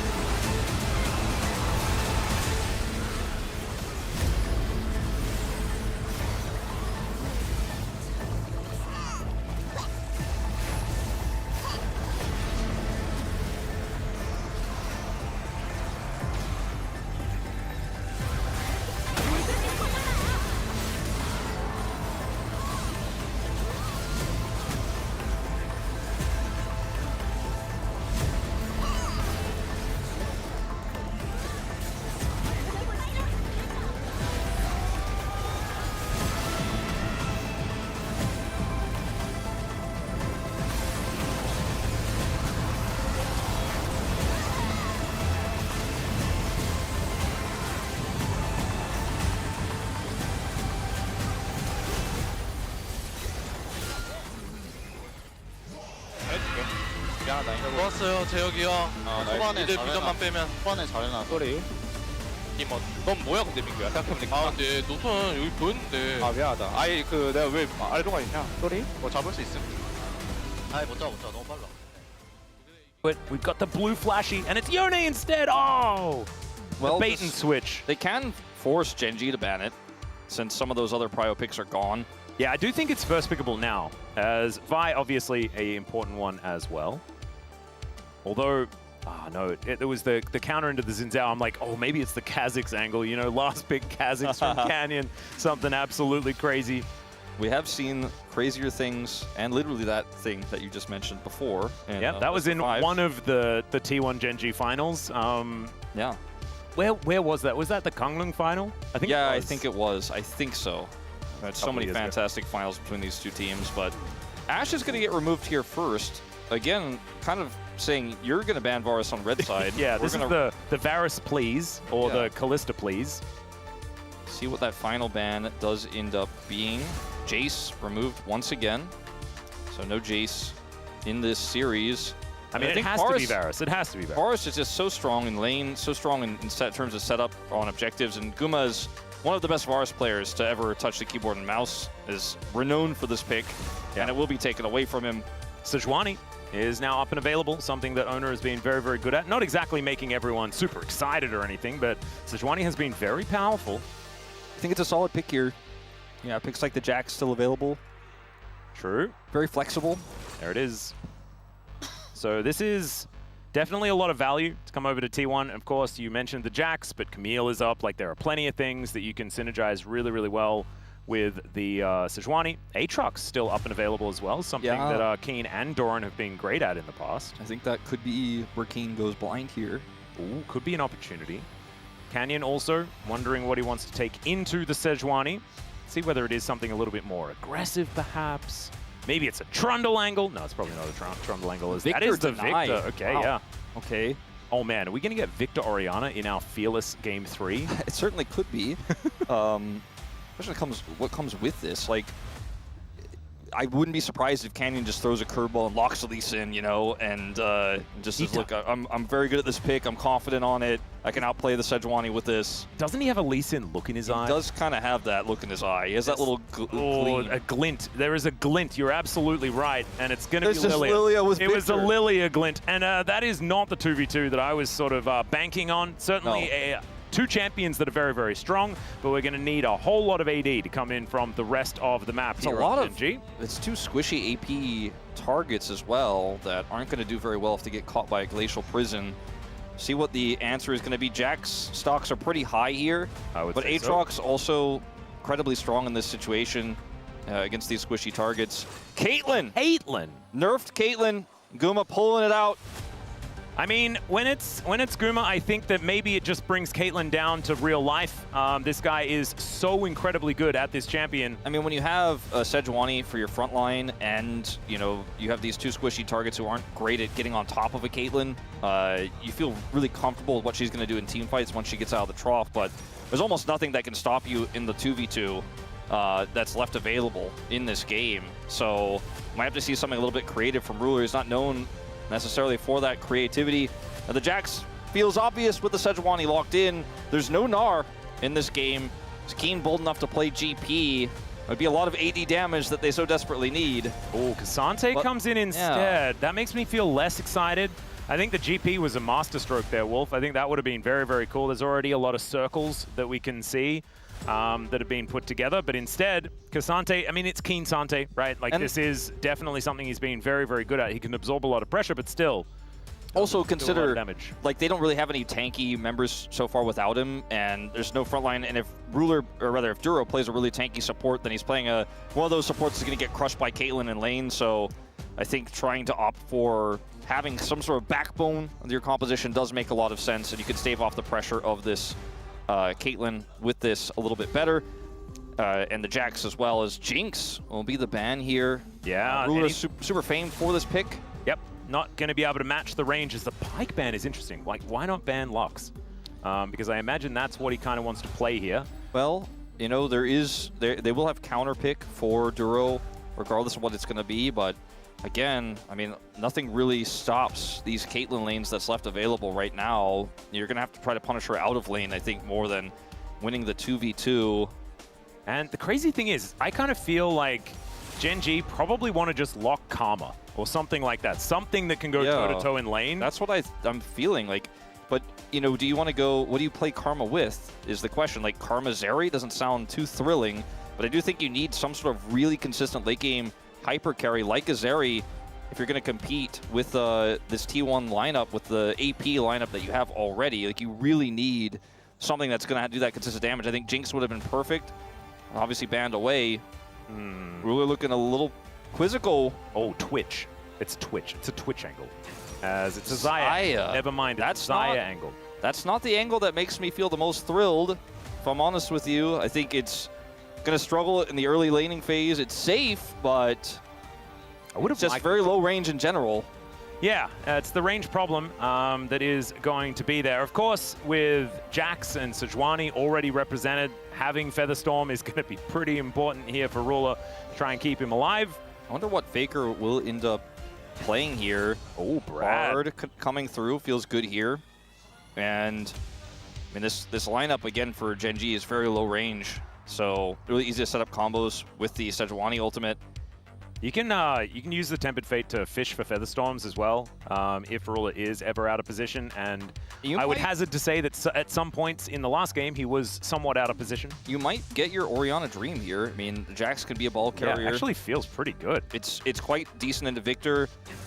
Talia somehow surprisingly still up. Yeah, it's kind of with all these bans, and actually will feel pretty good here too.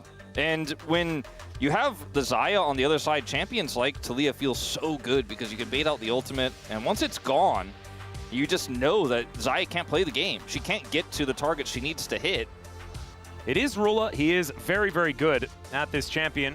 It was sort of the meta where Ruler really did make the game kind of unplayable for everyone else. That's the crank. And Duro was known to pull out the crank in challengers. In fact, I think it was he who did it when we had that big meme where I just... Yeah, I think he was actually the crank. Yeah. And Duro, I mean, he's very good at this pick, and I think it does, to a certain extent, kind of save the laning phase if he could hit those hooks, if he could actually make the plays, because Lilia isn't necessarily going to bail you out of that lane, unfortunately. A lot of other, maybe AD junglers could have actually come down there and really put the punish on to a really hard-pushing Caitlyn.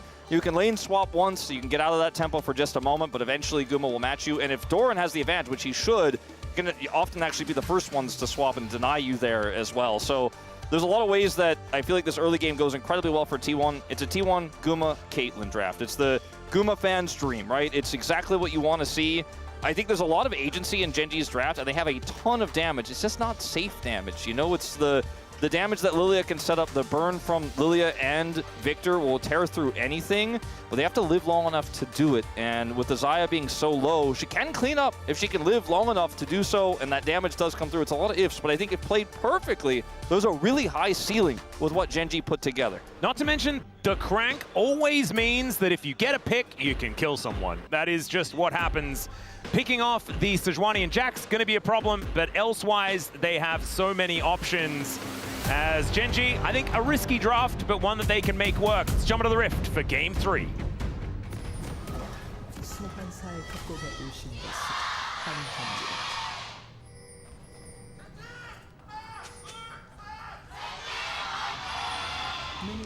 I love this. It's actually a competition between our fan chants here in Lowell Park.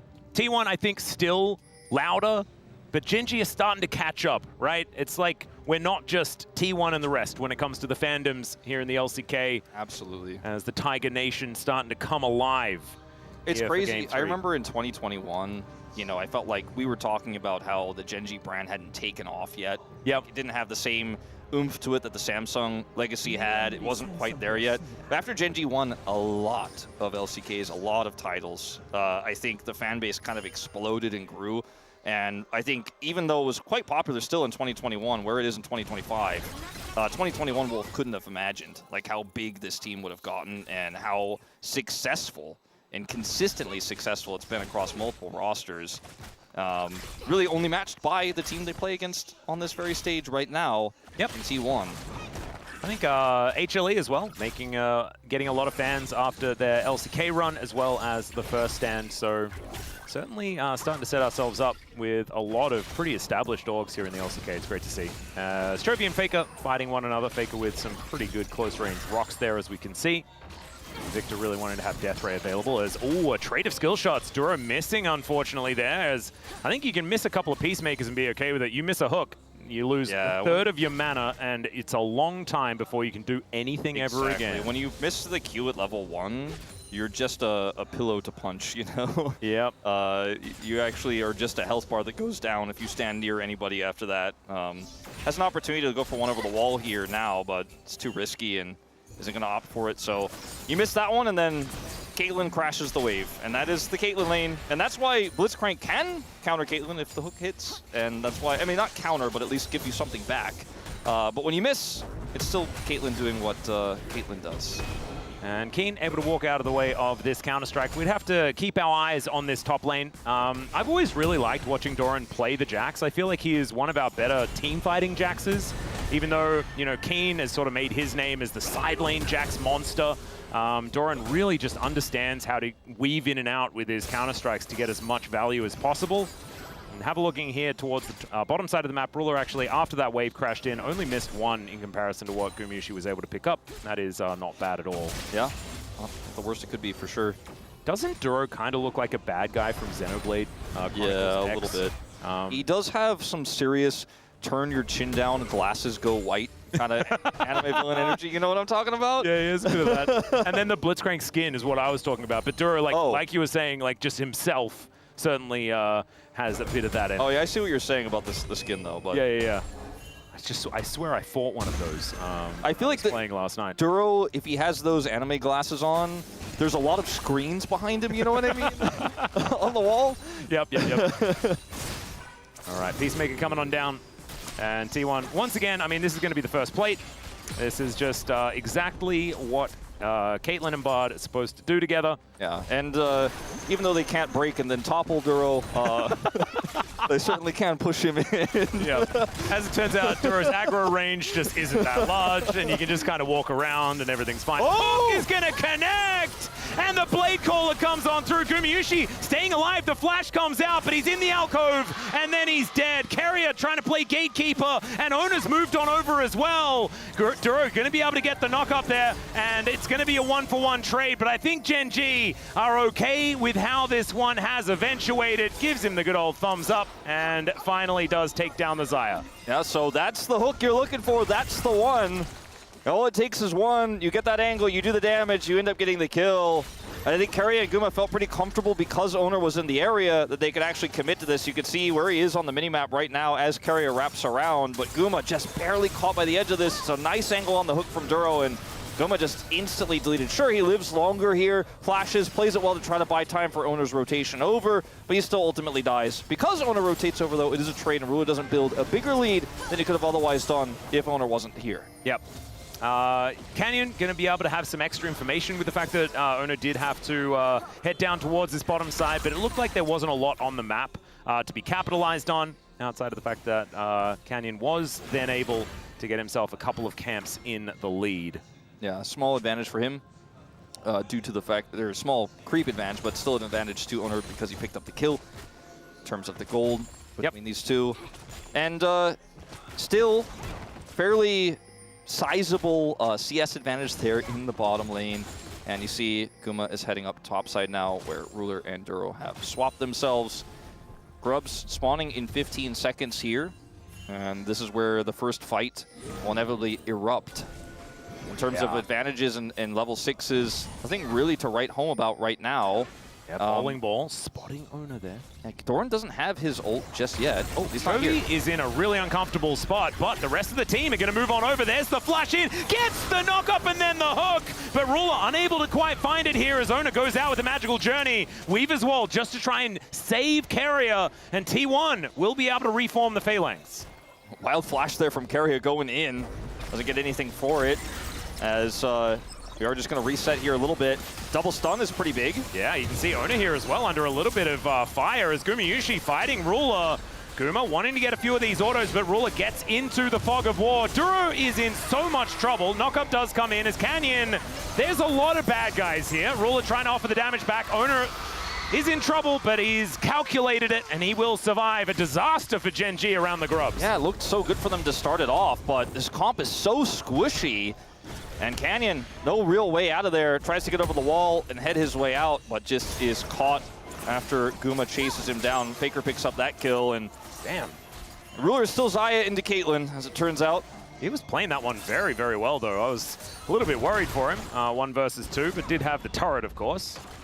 And one thing I was really worried for is Chovy's positioning was not great. Having a look at here now, this is after that position, as Ruler starts it off looking quite nice, but he chases T1 outplays them. Yeah, he chases Owner so deep that Guma has a massive health advantage and can push him away, so he can't offer any damage back as Duro goes down. Then Canyon takes a magical journey here and is just right into the waiting arms of T1. Tries to get that kill counterwise onto Owner, but is unsuccessful. So there being a big win here, and 800 gold, the lead now for T1, plus that grub advantage. Yeah. Well, actually, they didn't secure any afterwards, so I take it back. Okay, well, Chovy is going to throw down the gravity field.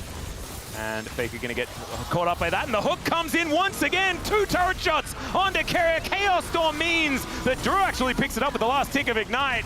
And he's going to get flung back with the seismic shove, but he says he does not care about that one bit. Man. This guy's blitz. Game 3, the youngest player on the Rift. The least and he's made so many plays. Yeah, and that's, you know, if you pick Blitzcrank, you've got to be making those plays. You've got to turn them into successful ones. And 2 big ones already. It's like Ruler watched MSI last year, and he was like, give me a support that can play the crank. That Lehens guy was doing a pretty good job. Yeah, I remember that Lehens guy. He was pretty good. You guys have a history of some crankers. Yep. I need one. Oh, man, I remember that show. That was great. Crank Yankers. It was just about prank calls. It was very weird. Anyway, Duro's going to get caught out. Oh, the trap just barely. Not going to lock him down. And that's even without Merc Treads or anything like that. Duro able to make it out after the Cosmic Binding did come in. Scary time, but does get out with his life. The lead is kind of faded here for the moment. Yep. Just 200 gold now. Doran will catch some of this and go back up again, but next fight likely to be on this Dragon, where T1 have a lot of vision at the moment to control wards and a ward on the entrance from GENG's jungle. As finally we're going to take these grubs down.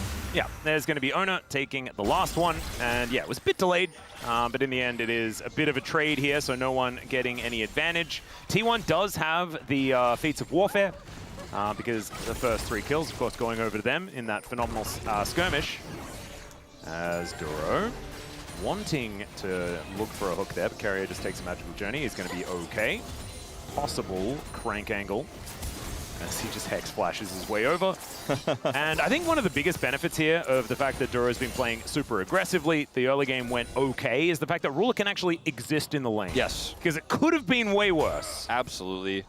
That one hook that he had really helped stave off that Caitlyn pressure quite substantially.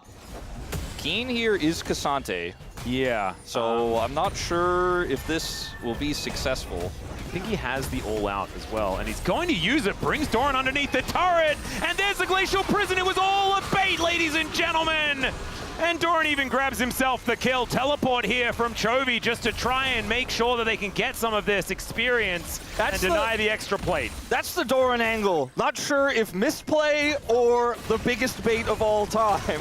and I reckon Canyon was sitting there. He was like, oh, that's what I should have been doing. Just using him as a bait this entire time. Well, that's going to be plate gold going over to the top lane, going to the mid lane as well. Duro wants an angle on Faker here. All right, well, Duro is just going to light him on fire. Lands the hook there. Bowling Ball is going to connect. Seismic shove to buy some space, but Faker's getting sleepy. It's getting late in the day, and Chovy burns him down with the Death Ray. That should now be an angle on the Dragon if they'd like it, but the bottom lane for T1 is pushed really far up as this cannon minion finally will be taken down. Keen unable to get that one. So much plate gold, even with Duro's punish there, starting to feel absolutely worth as more money for Guma, more money for Faker. Doran's picked up so much. Ooh, that minion. That was a pesky minion. Certainly. But a pesky Caitlyn continues to eat away at this as Owner takes the Dragon. It's a late first Dragon take here, but it will be T1's, as there's no answer Yeah. from GENG whatsoever as more and more gold goes over. And it's so likely that T1 just pick up feats of strength as well, because this Caitlyn not taking first brick just means that she's not really being Caitlyn. Gumayusi has historically been very good at being Caitlyn, so it's likely that they're able to make that one work. Doran as well here in this side lane, if left unattended, will just bonk this down with his lamppost. Yeah, I mean, it's crazy how many plates they've gotten. We'll have the, counter and the exact number of gold in 2 minutes time, but I mean, we're still building them up. Yeah. Right now they have, if this one cracks, which it looks like it just barely will not, it's 3 plates here topside, 1 mid, and then 3 bottom. I think Doran will likely get that crack on this plate with just a little bit of minion touching it. It's the ridiculous part is the fact that GENG have got nothing. Yeah, I mean, they haven't been able to get any control of any of these lanes, even with the picks that they've gotten. And Doran walking up, and we'll just get pulled back. There's another all out here as Doran is going to take another turret shot. This time, he's dead, Well, ladies and gentlemen, although doesn't land the Q, and Keen not going to overextend because Owner is obviously right in position. Carrier tempered faded himself preemptively. Yeah. That was a sick play. Did That you was do a that on sick play. purpose? That was so cool. Not 100% sure, but it looked cool in the end. And, Owner was there with his ult and flash. If he was just a little bit faster, that would have been a second bait by Doran into another kill onto Keen. Hex flash. Yeah, looks for the hook angle. I mean, you just got to take those. Take the chances that you're given. Not actually going to be able to find it, though. No, not this time. Man, I am proud of Keen. Even though he's about to lose his turret, feats of strength are going to go over to T1. If that was me, I would have been running into that alcove and I would have 100% died and been tilted off the planet. Yeah. No, Instead, Keen patience. is just able to walk himself back. It is going to still spell the end of his turret, and Doran will be able to get so much extra gold here. You can see 1.5k and feats of strength, my god. Yeah, 1.5k feats of strength. Doesn't change the fact that there's still 3 plates down in the bottom lane either. GENG weren't able to get anything cross-map from this. They tried to make the play mid. Carrier with the tempered fate, totally fine. The Hex Flash into the hook doesn't connect. Guma's got his collector online. Seraph's about to transform here for Faker. And T1, similar story to game 1, pretty significant early game lead. Well, there's Captain Jack from Ruler. Doesn't want to use his ulti, happy to use the cleanse, and just walks it off. No Featherstorm required. That was nicely played, but still, that is a bigger cooldown in the cleanse. The complete counter. Wow, that's, Yeah. that's 9. Gumayusi gonna flash, as Duro is really getting so much use out of this Hex Flash. I could not be more proud. Yeah, and there was nobody nearby, which of course Guma didn't know, but getting into his head a little bit with that one. Yeah, and getting a Caitlyn's flash at this stage of the game, really, really nice. Yeah, we're heading towards the trough now as... All right, another hook and another flash! Another one. This guy just keeps making these plays happen. He's just where he needs to be, and he threatens. And again, this time there was at least Ruler nearby, but I don't know if necessarily Carrier 100% dies there, 100% needs to flash, but he just isn't sure. And he's like, better safe than sorry. So now both bottom laners down. Another Tempered Fate comes in. Has to flash to get out of the way of that seismic shove from Faker. T1 now all grouped up. Doran is so scary as well now that he is grouped. And Keen is on the top side. Teleport in hand. But it does mean that this dragon in a minute and a half, what T1 are kind of looking for. Yeah. Not a lot else to fight for as far as this bottom lane is concerned, but this tower should just be going down, and that is what T1 are looking for. They're just trying to open up the map, take as many structures as they can. I mean, with the natural prio that a Caitlyn gets in bottom or mid or in top, if she's lane swapped up there, they're just saying, okay, Caitlyn's fine, she'll start to narrowly stack up these advantages. Lilia can't punish very well. Let's just come and hover around Doran on this Jax and just let him kill the things. Oh, Yeah. He's top lane, he's pushing all the way up.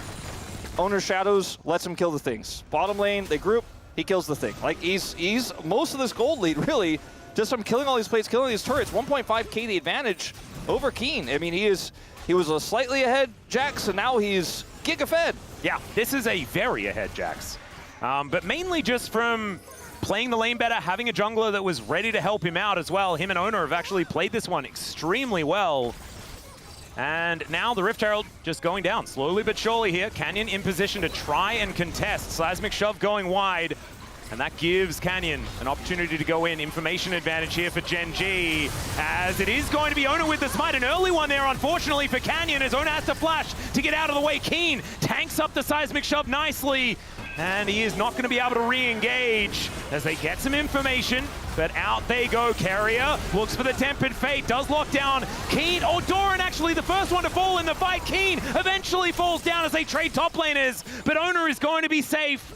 And it's a 1-for-1 with the Rift Herald going over to T1. Yeah, really close fight. But T1 ultimately walk away with the prize. Yeah, I think the eye is now going to get picked up by Faker. Yeah, it looks like. Got a bit of a drive-by there. Actually, Wait, did he? No. nobody got it. Where is it? Nobody got it. Oh, Just didn't get I thought he was early enough. Never Yeah, mind. I thought so too, but fight was long enough, I suppose. Either way, secure but no eye. Ends up being a trade. They still get to keep their 2,000, now nearly 3,000 gold lead. Well, there is no eye in Herald. Let's have a look at it one more time. Yeah, they just, like, look at how early it was secured. There's nobody can get on top of it. It's just still waiting, still there, still there. And that's what they were playing. They were playing the defend the eye. Yeah. Looked really scary for GENG actually for a moment. Keen gets shoved back through. Everybody's so safe over this wall here, the blue buff wall, 4T1, so there's just no punish. And GENG smartly, after that kill, get the hell out of there. So trying to force the way to that choke point against this Talia would have been further a disaster. But they do defend the eye and see that it's just going to be T1 grouping to Dragon now with the Prio. They just have Prio seemingly everywhere where they need it, especially. And it's this Jax, this Caitlyn, that gives them first rotation. That's going to be the second Dragon. We'll see what soul we get. Maybe your Cloud this time. Nope, that's already a first one, so... Yeah. Oh, Infernal. It's going to be Infernal Soul. That is a big deal. Very, very dangerous Dragon. As T1 just continuing to stack up advantages. Yeah, we saw that it was a 1-for-1 trade. GENG were able to stand toe-to-toe, but unfortunately, the result was T1 get a little bit further ahead. The problem is also, they're the ones getting turrets. They're the ones with shove in every single lane, and they are so good at playing around this Caitlyn situation, right? Where they have the sieging capabilities, and GENG are always having to play reactionary. I just wonder, outside of Duro getting a pick before a team fight breaks out, is Lilia really going to be the champion that could set a team fight win up for you when you're down on vision? You know, she's just so squishy. Like, for her to come in and try to set up a sleep, she needs a arm guard at least, or a Zhonya's. A stasis would make her so much more safe to try to make that type of play, but it's so expensive to budget that in. You know, you're ahead slightly over Owner, but you're not in a position where you can budget that extra gold right now very easily. It feels so expensive to do so. And then otherwise, you're just kind of reliant on Keen setting up a front-to-back fight, which is possible, but tricky when you don't have vision. So I think Duro is going to have to, you know, do some heavy lifting again, grab somebody right before a big objective, then maybe they can get that vision. Otherwise, it feels like the trough, you know, we're getting out of it. Guma's about to hit that 2-item spike. Faker is looking great. Jax was already a threat in sides because they allowed for him to be in the early to mid game, but in the late game, we all know what he could do against a Cassante when he's this far up, and you leave that guy alone for just a few seconds, turrets will disappear. Yeah. I think Doran is where a lot of the T1 chips are in, as Keen standing on top of a ward. That is not what he wants, as he should be able to absorb some of this CC, but not able to absorb all of it. Eventually has to flash, and will use it to get out of there. But the rest of T1 now grouped up. They've got a minion wave, and they've got an inner turret, and they have 4 people looking to try and take this one down. Canyon spinning. Duro's getting on in here as the Tempered Fate will lock down 2, but the tower is not one of them. Now Canyon trying to spin around here, looking for the lilting lullaby as Doran will melt. And now Faker and Rula facing off. It's like a tale as old as time, but this time Gumayushi going to be there with the ace in the hole. That is going to spell a disengage there from Rula. Yeah, Faker versus Rula in the mid lane. Another flash. Duro Always is activating, man. Activating Hex Splash. He is. Faker versus Rula in mid lane is always a classic. Been some big moments across the years, especially at Worlds, but we're still in first match of regular season. The trade here will be GENG, get Chovy to push and take out this turret in the top lane. He got basically the whole thing. He was given so much extra time there, but it's in trade for an inner. And T1 just keep going, well, if GENG are going to play it slow, we'll just group on this Jax, and he will kill a turret. And that's kind of been the name of the game this entire third and final one. Pushes his lead up 300 additional gold, gets the flash out of Keen. This mid turret Also doesn't feel too sturdy when you consider how easy it is for T1 to group and take that one out as well. And another really dangerous thing is the fact that T1 have stacked up 2 dragons and they've taken in a turret in the bottom lane. They have so much control over the bottom side of the map. And their turret's full health. Yeah. Every one of their turrets except for top, which is where Chovy had to be in order to try and take that one down. And it was 100 to 0. So healthy. Yeah, I mean, until he went up there, that was full health as well. Yeah. Just had so much control of all 3 lanes. I do think that in terms of teamfight power, GENG have a lot. And I'm very nervous about Duro being in hook range of Keria, but they have a lot. It's just the lack of vision makes it so hard to play out. So they need to be very cautious and get vision where it's most appropriate around these objectives. The Dragon in 75 seconds is where they really need to be grouping and taking that vision away. Duro also has his Mikhails completed as Chovy going to avoid the Tempered Fate. Canyon moving down as Ona taking some legitimate damage here from these mages. And GENG, I think they have an Otacon on the mind. I know this is a team that were struggling to work out how to make the best Otacon plays in the LCK Cup. I forgot about that. But let's see whether they can make some better ones now, as they have started it up. They have a lot of damage. But Ona, he's got an itchy smite finger. They do manage to land the hook, though. The Weaver's Wall comes in, and Faker is looking to try and defend. Mikhails onto Duro is pretty unnecessary here, but GENG, they're going to have to back away. This Otacon under 50% health.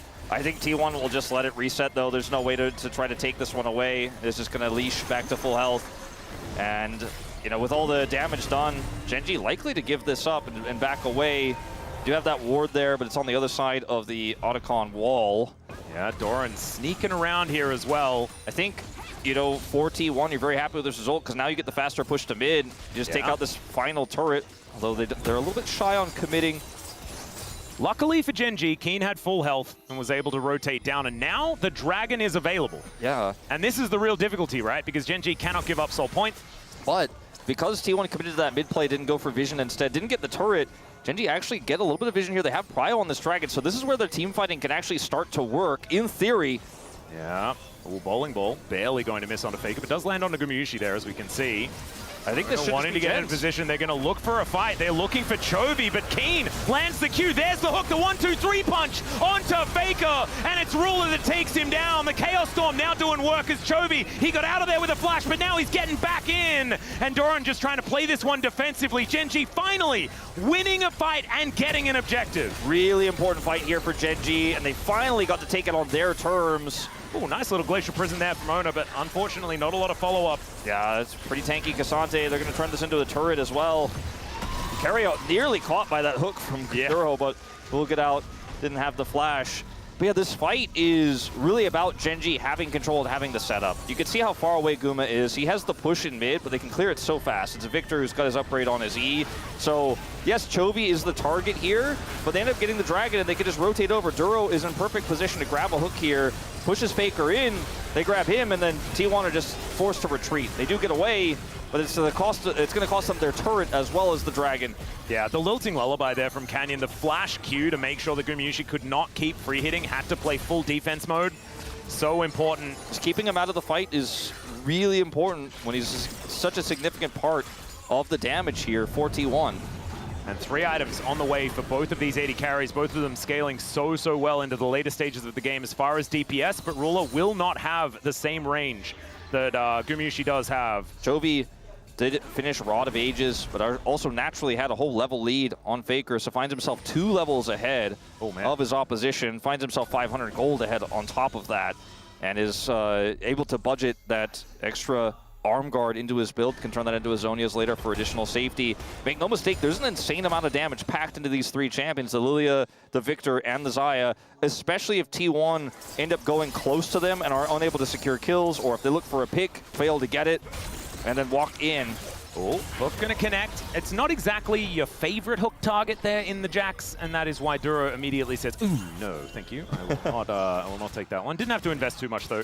Did press the ultimate button, but as you can see, it's a blitz ult. It doesn't really, it doesn't have that long of a cooldown. Even with the Otacon and Baron up here, GENG feel comfortable they can reset. There was no mid wave either for T1 to take the mid turret out. They're trying to with Guma, push that one in now, but GENG should be able to defend.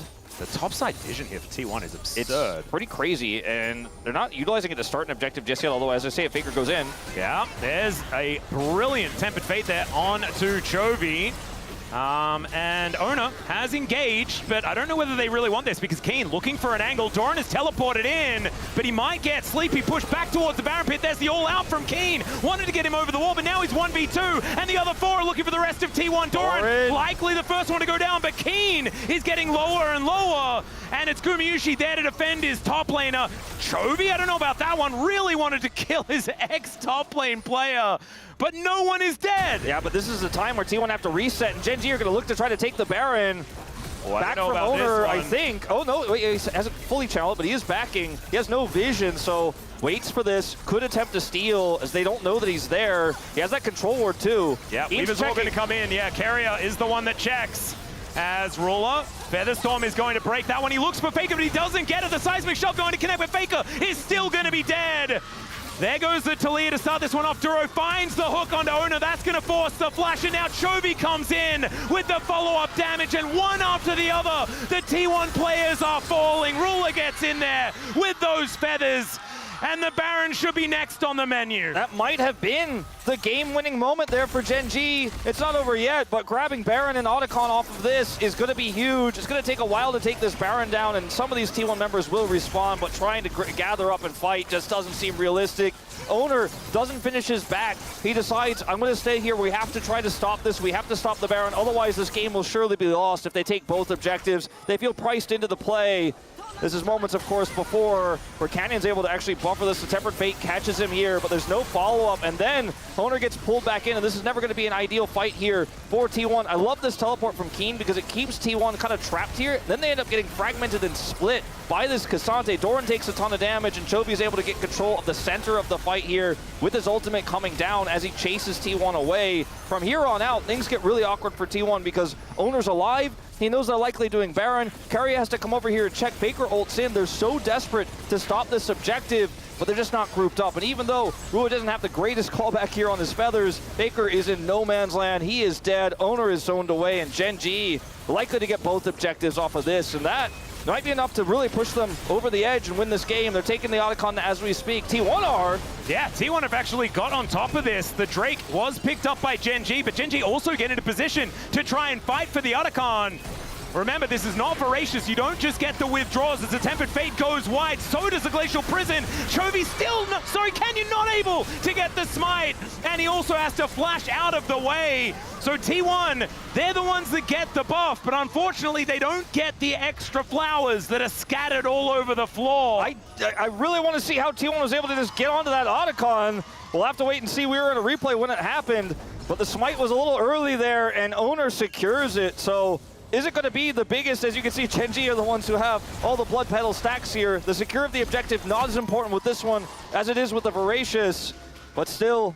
And also, I actually misspoke. I thought, like, when I looked up to the top of the screen, I saw, like, there's an Infernal Dragon that was taken. That was the one that was taken earlier. Yeah. GENG just took the Baron and then went home. Yeah. And T1 booked it to the Otacon to try and take that one. So that was still a bunch of fight left in this team. It's really risky to go straight from Baron into Otacon at that moment. A T1 are rushing towards it. But if you just back and T1 get on top of it, they have an opportunity for a crazy fight like this. They're not favored here necessarily. But when you look at the Otacon, look at how low it goes. It goes down to 1,000 here. They wait. Oh, 657. Yeah, and it's actually the smite that goes over to Owner, secures this one, and they leave. The plants, of course, do go over to GENG, so they end up getting the blood petals. They will not get the additional objective stats, but at the end of the day, I feel like GENG are okay with this situation. However, they lost a decent amount of Baron time from that contest. Yeah, as Duro looks for the hook onto Faker, gets another flash. This guy is just taking flashes all over the Rift. It's insane how many he's gotten. He is the crank, man. He is. He's 8 out of 9 KP this game. He is just having a fantastic time. But GENG, with this play, they push Faker away. That's a lot of the wave clear gone. That's a turret dead. And 3.5k is the Rebel Baron power play here as well. Doran trying his best to get some split pushing happening towards the top side of the map. I got actually very confused. in that initial fight where Canyon was not actually glacially prisoned because it was a Captain Jack McHale's from Duro that makes sure that he's kept alive. That was a then he's wild hit moment. by the Tempered Fate, and it looked as if he'd used his Onyas, but he didn't have one of those either. So it was a very confused play-by-play commentator. While he Still was a very good play from Duro. While he was also using his Eep to try to buy some space and distance in that moment as well, which almost made it look like he buffered it there. Back away. Yeah, that would have happened as well. But it was a lot of things stacked on top of each other. Faker, right now, so close to a death cap. So close to massive amounts of damage to break through this front line. But with GENG having an insane amount of control at this moment in time, just to play so cautiously, wants to farm that last bit up. He has a Void Staff and Sork Shoe, so it's about as much damage as he can get on a Talia. Once that item is completed, it is going to be a huge spike for him. And this game is not over yet. I mean, GENG haven't broken open the base. Oh, no. And we're still 2 Drakes apiece. What a banger series this has already been, but is continuing to be here. And I think the next fight going to be around the Baron. Whoever gets that gets Soul Point on top of it. Going to be absolutely huge as Canyon comes on over and says thank you very much to his former top laner. And Ona now looking for Chovy. He'll get him. Chovy, remember, does have the Zhonya's and has a gravity field as well that he can put down. And Sejuani and Bard aren't known for 100-0ing a victor. Yeah, and they're going to teleport for their trouble as well. Actually pretty good for T1. Yeah, actually going to be really happy with that. As, you know, ults, the ult is used for Owner, but it's on a relatively low cooldown. Will be available for the next fight easily.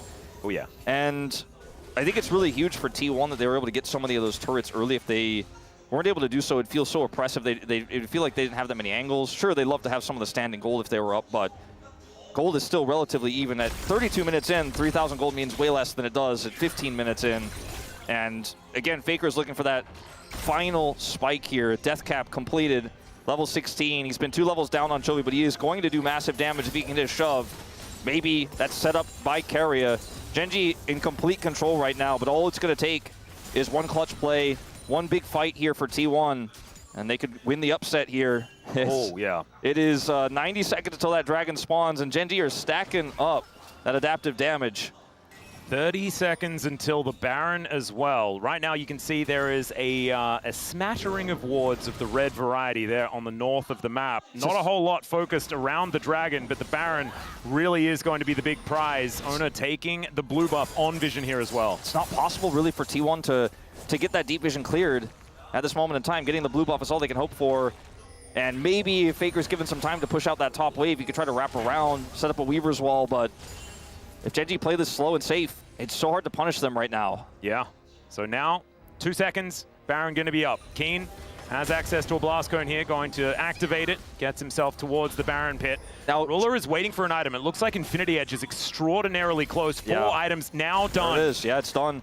If Chovy shows up to this Baron with the IE on Ruler and Canyon on this Lilia, the Baron just disappears. So T1 constantly have to be checking. They constantly have to be trying to leapfrog their vision into the pit. That control ward denying Keria access to seeing what is going on here, but they have to stay in this vicinity. When Chovy is missing, he could be TPing in to start the Baron at any moment.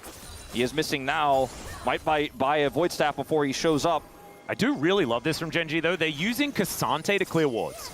And I think that is exactly what they need to do, because he is the one that can actually tank if there is an engage. There's that TP, there's the Void Staff. Oh my god, look at how quickly this Baron goes down. Owner is trying to get into position. They have the Weaver's Wall. T1 know exactly what's going on as the Tempered Fate is going to delay the fight for a little while. Down to 3,000. Owner gets into the pit though, and GENG need to go down to 3, and it's Keria that takes the Baron. What the actual hell?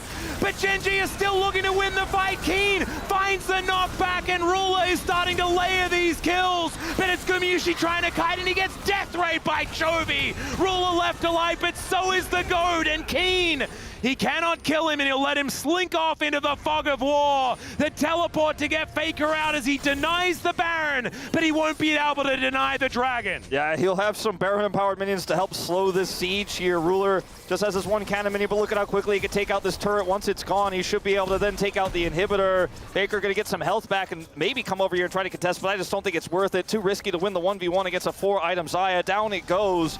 Go back to this moment here. Owner is able to slink his way into the pit. Crazy gets hooked here. Has Glacial Augment. Ult hits, and then the ult comes through from Keria to buy enough time and space here. Look at this Baron as he flashes Keen's knockup, is in the pit. There's nothing they can do. 3 health, and it goes to Keria, but unfortunately Owner is on the wrong side of the fight. After this, does get picked off, and Ruler is going to be able to help carry with Toby. There's so much damage in this GENG lineup when they're in range. And when T1 have to walk towards the Baron and get into that range, they're all going to die, with the exception of Faker, who barely gets his way out here with a nice setup of the Unraveled Earth and one more flip back. Has to commit his teleport to escape.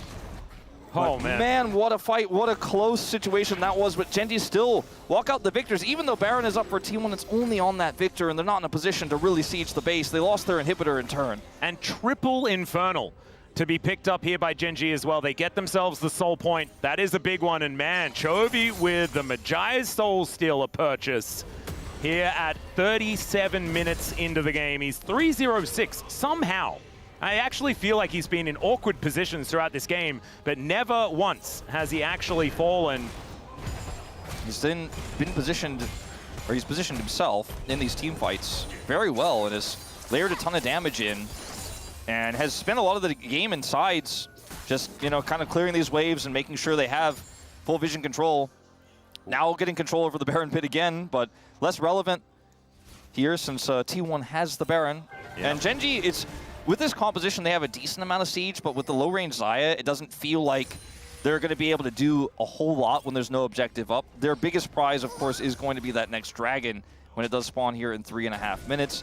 Of course, the next Baron, too, could be an option for them as well, but it's going to be a bit of a lull state here as T1 just try to defend these mid-waves. If they make a mistake, if GENG are able to push vision up and maybe even wrap around some of those members trying to clear the mid-wave, there's technically an angle, but I feel like T1 know this game isn't over yet. They're on the back foot here, but they can buy themselves one more team fight, likely. Again, without 100%. Any incidents, in 3 minutes' time, they get another opportunity because GENG just cannot siege them with this comp right now. Too low range. And they're also going to have 6 items on Gumayusi extraordinarily quickly.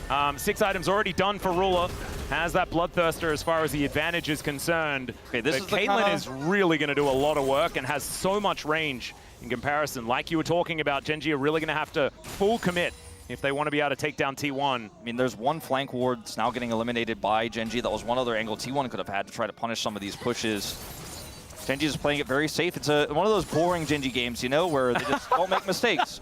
Yeah, it's so boring. But it's you know, in terms of their play, they're not going to push up and try to look for a play. They're just going to win slowly because they have all the cards. And so T1 just kind of sit back, clear it, and wait for that Dragon timer to run out. It's at the same time as the Baron. And what they have to avoid is getting caught up in the moment, right? Going for a play like that, because right now, like you're saying, they can just suffocate T1 out, get themselves the Infernal Soul, get themselves the Baron, force T1 to check. But we've seen some teams take some liberties on that front in the past. Guma finishing his build now in the position to do a ton of damage in these fights. Level 18. But can't fight what you can't see. And GENG have so many control wards. They've got line of wards through the center of the map as well. Maybe this ends up being a trade of objectives, but my money's kind of on the Infernal Soul as being the more valuable and more permanent objective at this point. Yes, we are 40 minutes into the game, and one team fight will probably just end the game either way. I think T1 will probably just have to follow GENG and fight them directly. Just so challenging when you consider this inhibitor is also still down. It will respawn, though, before the objectives, just barely. Yeah, GENG really putting their cards towards this Dragon, which will go down so extremely fast. I like that Ruler changed position there as they think that they've caught Canyon, but the follow-up is just not there. Faker. Good Mikhails. Yeah, going to get Mikhails so that he doesn't fall asleep, but Owner is going to get slowed down. Chovy on a flank angle, the flanking Victor, and they look like they've caught Gumayusi. The Chaos Storm goes down as they take the magical journey to get them to safety. Crazy and now, a teleport from Doran, who dives in on top of Chovy, does keep himself alive. The Tempered Fate to save the top laner, and it's all just, please, can we disengage on both sides? And they will agree to terms. So many ultimates used here. Ruler and Keen, the big ones left available. Sure, Doran's got his, but he's a Jax. That's not an ultimate to write too much home about. 20 seconds until Baron. T1 are the ones who have to reset. There's fruit here picked up from GENG. They're going to sustain their way back up, and they may be able to start this simply on spawn. They do so much damage, Atlas, to this. Yeah. We saw it last time, and that was even more items on their side. T1 have to rush over to contest. Oh, every time these bowling balls land, it's so dangerous. But the Lilting Lullaby still with a few seconds left before that comes off cooldown. Doran on a flank again. Yeah. Keen, not really a target that he's looking for, but Ruler is right up there, actually looking for Owner. The amount of damage these feathers do is absurd, as Chovy as well, just pushing them back. It's Baron time. They're just going to rush over and try to take this out. Yeah. T1 are going to trade it for Infernal Soul, but their base is the one that's open. And it's Soul Point, it's not even Soul, so the Baron, so much more important here for GENG at this point in time. Absolutely. They will be able to take this one. And I think that T1 just said, look, we're not in a position to fight this. Yeah, we have a decent amount of wave clear. We defended last time around with our own Baron, your Siege. Take the next best thing, 100%. Take the next best thing and try to back away. Try to play this one out for the next objective. But surviving this is going to be a little bit more difficult. Last time they didn't have the Siege, but this time they have super minions at least. I was so terrified. Like, Ruler was kind of frontlining in that last moment. Was also kind of frontlining right then, as the ace in the hole doing a bunch of damage as well. As you can see, 6 items onto Gumayusi. They've got the fully upgraded shoes as well, and now that we've got 6 items coming in for both teams, having feats of strength feels a whole lot better because you get those extra stats on top of all of the money that has been picked up on both sides. Chovy is pretty far up here without any teammates. He could be a target of T1s. He just teleported too, so... Oh, Doran actually not opting in for it. Didn't have full information and isn't going to risk it. Man, I agree with you, man. I thought that Chovy was dead. But does have Gravity Field, is actually pretty good at keeping himself alive when he's jumped on by a single melee target. I thought maybe Carrier Magical Journey's over and eventually catches up with him and then he just gets collapsed on there by everybody, but Doran, without a lot of information, like you said, just doesn't want to throw the game there. From his perspective, that could have been exactly what happened as Duro has a hook angle potentially. Here he goes. All right, can he win the game off the back of this one as he's just walking towards Doran? Oh! Predicting the Weaver's wall timing. Yeah, was thinking that Faker was going to come on over as well. Wasn't actually there and was a bit early on the hook regardless, but still they do get that cooldown as Canyon gonna get flicked back, but the Glacial Prison misses because he gets put out of position with that seismic shove. Still the defensive wall of traps, and the fact that they can flick these siege minions towards these inhibitor turrets means that the defense from T1 is definitely scary. They're just continuing to clear these waves. Oh my, okay. Oh, every time he walks forward, I'm scared. As there is another Tempered Fate onto Ruler. Doesn't actually use anything. As the rest of GENG are moving over, the hook goes wide, the seismic shove as well, no joy. Mikhail's used there to guarantee there's no follow-up there on Aguma. They're going to clear this wave again, but Chovy's got this inhibitor on his mind. It's open, and down it goes. Yep, that is the inhibitor. And, I mean, now GENG still have a little bit of Baron left. 30 seconds. They could try to collapse here onto T1 on that bottom turret as well. Something's going to have to give here. Yeah, and GENG, they know that they have the advantage as they can push these minions in. T1 may have to just find an engage. They may have to find an angle, otherwise it's going to get worn out of this game. Yeah, that is just going to be the turret falling down, though. T1 realizing that they're going to have to defend under their Nexus turrets if they're going to do so. 14 seconds time. Just so much damage. Is going to wear off. Exactly right. So much AP. I mean, they just basically two-tap these turrets if they get on top of them. And T1 can't really find an angle there. Finally, the Weaver's Wall comes in again, but it is used just defensively as the Glacial Prison flies out once more, but it's not used to engage. Baron's done. Minions are running out.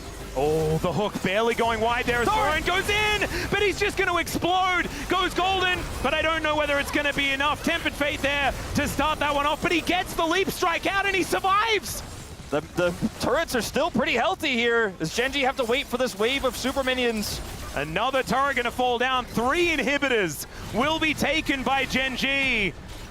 And T1, they're going to have to hard commit on something. T1 don't have any teleport wards, no way to get around, and GENG are just going to get away. Oh, never mind. So they don't get the inhib. They don't get the inhib. Yeah. They don't get the inhib. If they stay for that inhib, I think that's the one way T1 can find an angle on them. Longest game of the season, by the way. Of course it is. And GENG now have 2 inhibitors down, or T1 have 2 inhibitors down. GENG take 2, which gives them a lot of prio for their 4th potential Infernal Drake and the Soul to come with it. We already talked about how much damage there is in this comp. I mean, Chovy's been sitting on 10 stacks of this forever because he's been 306 for feels like forever as well. Yeah. But like he's got so much damage. The Lilia has so much damage. And then when you add in the fact that they have all the stats from triple single elemental drakes, elemental infernal drakes, plus then the big boom boom that comes with the soul if they secure it. I mean, they could just kind of walk at T1 and end the game at that point. So T1 have to, I mean, they have to group for this somehow, but they... Chovy doesn't have teleport. Yeah. Oh, could have been an option, could have been an angle. I think they have enough time to get him back, though. Yeah.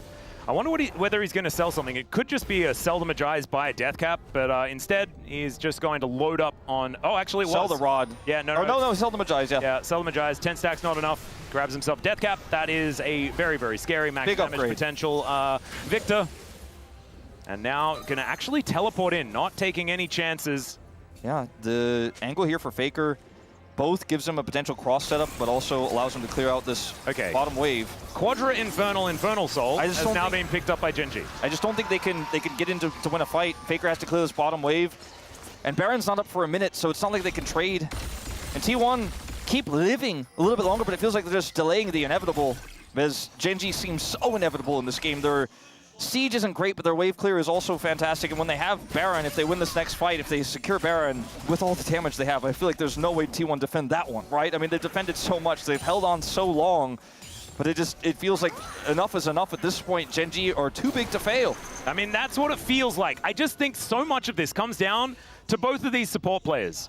I think if Duro lands a crazy hook onto someone and they blow up a single target, the game is over. I think if Carrier lands the best possible Tempered Fate in a team fight into a big counter-strike. Yeah, right? I like, see it. The setup is definitely there. The amount of follow-up that they do have, if they can layer it in, is huge, but they need to be able to find a window to get that and avoid the explosive damage of GENG. Chovy not having TP means he can't backdoor or anything like that. He's gonna connect onto Owner. King gonna push him back, but now Faker gets in there. They know that they have to commit to something as Chovy is also taken relatively low. The Chaos Storm in answer though, and Canyon and Ruler, they're staying on the Baron. Staying on the Baron. T1 can't get there quickly enough. It's just gone. Yep, just taken.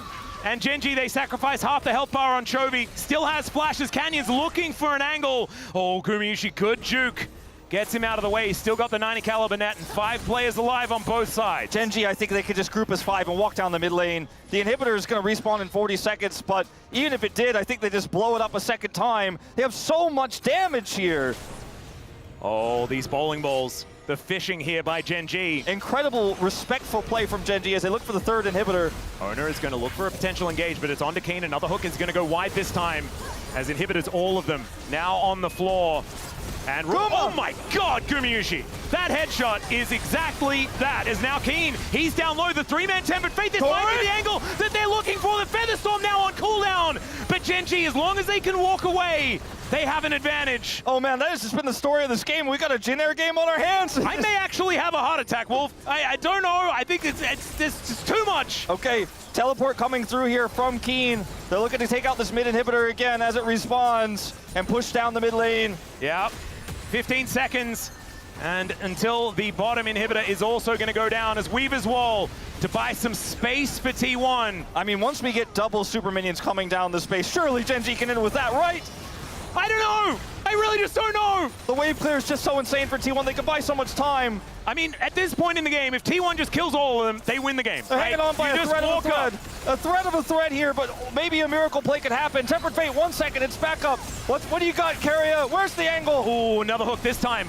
Going to get sidestepped by Ona beautifully. Tempered Fate connects. It's only onto Canyon this time around. Seismic shove, and Duro is already dead. Canyon goes down as well. T1, this might be the opportunity. This might be the angle, but Keen is a raid boss. Another double shove onto Chovy and Ruler. They are able to walk their way out. Still, it's Keen that's on the floor. And now T1, if you kill these two, they are just dead. Chovy, the one that could tank and teleport to get Faker in there. And Ruler, he's got a Featherstorm, but he does not have his life. Owner goes down, Chovy against the wall, and he gets 2. That's massive that Chovy's able to get those 2. There's so many standing structures up for Gen G. I mean, Faker and The death ray!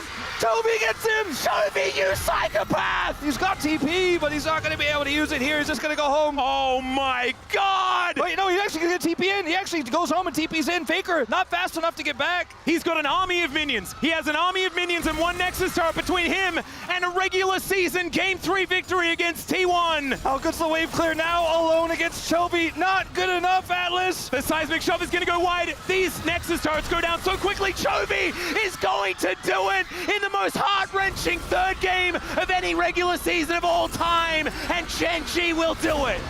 Chovy with the plays there at the end. If he doesn't get those kills, T1 continue to live. There's so many structures for them to kill, but they could get map control back, but he gets the kills, gets away, gets home, and TP's back to end. So many minions, so many defenses for T1. How many of those pushes did they defend? 4, was it 5 of Gen G's, where Baron is up, inhibitors are down, they held on, but Gen G, slow and steady, wins the race, safe, calm and collected, and finally, they're able to take the third win. What a great first matchup between these two, and Keen will take his 400th win. Just an easy 400 wins there for Keen, no worries at all. Evens out as far as the full LCK win record with Lehens, his former teammate. Very, very cool stuff. Helper there is, yeah, I could imagine probably also feeling some heart palpitations after that one. What an incredible series. For just one moment, I thought T1 maybe could pull it back. For just one moment when that... There were a few moments at the end there. I mean, when the Tempered Fate hits and Faker had the follow-up shove, I thought we were going to see the craziest comeback, the biggest miracle defense to win. I mean, that alone wouldn't have won them the game, but they would have prolonged it and then had a better chance to actually win it later. But Chovy said no. Yeah, Duro. And Duro said, I've controlled this early game. I took so many flashes, probably double digits of flashes across that game. Not only enemy flashes, but also his own flash, which is what I truly respect in this game. But I am sweating. Oh, me too. Drenched. But what an absolute joy this series was. And the best part about it is, do you know what we learned? We learned that T1 and Gen G are both really good teams. As this girl made a bet to one-shot a Cass if Gen G were to win this. And for Keen's 400th win. And she did it. And she did it. Nice work. Clean. Oh my God, man. I mean... Let's have a look at some damage numbers, shall we? That's going to be fun. Let's have a look at some highlights first. I look at this game and I'm like, could either of these teams been like any more resilient? The fact that Gen G knew that there were so many ways and so many different combos that T1 could beat them with that they constantly played it safe. They never got too aggressive. They never overstepped their boundaries until the very end, but it was still Chovy who cleaned up and they still win the game. But beyond that moment, they were like, I will never lose this game. I will win it 100 out of 100 times, 100 different scenarios we play it like this, you win it every single time. And T1 were like, we will not lose this game. We will clear these waves. We will defend, and we'll wait for you to make one mistake. We will finally find that mistake, and we'll find, otherwise there's no way we can win this game. We can never win a fight on our terms. And they waited and waited and waited. And like, I don't know, watching both of these two teams just play to their peak best was just simply a treat. This was the moment where maybe T1 could have gone back in. And it's precisely what we were talking about, right? It's the Tempered Fate that's going to get the pick that they needed. Duro probably didn't need to walk into the seismic shove, but this double shove to follow it up on both carries from Faker. Look at how low Chovy is. Guma's full health here. And look at the Infernal Soul damage. Guma dies to 2 death rays. He got hit by that one just there at full health. And then Ruler just goes completely ballistic, but that sets it up for Chovy. And now look at this. Chovy versus both Faker and Gumayushi. And Faker does clear out the vision, and then Death Ray predicts him walking over. Just perfect. And then here, I actually thought Chovy was going for a TP back to the base, so he wouldn't be able to TP to end. But he actually is just able to full channel, has the empowered Baron recall, gets back to the base, then TPs in for the end. If Faker finds him there too, maybe it's a different scenario, but he got just enough space away. That is the smallest 35k damage I've ever seen on a graph, as both Gumayushi and Chovy doing 55k in one game. 50 minutes, our longest so far of the season. It has only been 1 week as this is the final game of the week. Thankfully, you know, I imagine the entire team going to need a couple of days break before we get back into it. But my God, what an incredible treat this best of 3 was. Wow. The 3 Barons to take down T1. I mean, you know the term glass cannon. Yes. I feel like Chovy personified it in that final moment better than I feel like anything ever could. And even though he had a lackluster 7 Azir game and gets player of the match, and I don't think I could dispute it. He had a lackluster Azir game. He had a really nice play on the Galio to protect his AD carry. Remember that moment where, you know, the Ezreal was collapsed on, or the Ezreal was collapsed on. He barely survives there to that, but the play there in the end of that game, by the way, 0 deaths! Not a single death in that game. Had a Majais he sold. Was enough to sell it for me. That was enough to sell it for me, I think, yeah.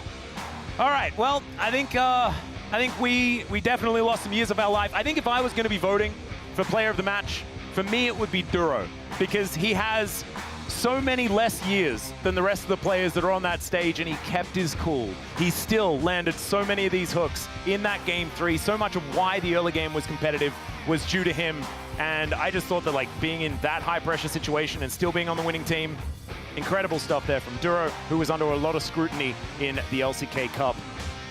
Oh man, but now we get to talk to Chovy, which I think is very fitting as we approach the end of this series, because I think that he is going to have some choice words for sort of what the off-season had been between the LCK Cup and now, and it's time to hear from him. We're going to have a break. See you later.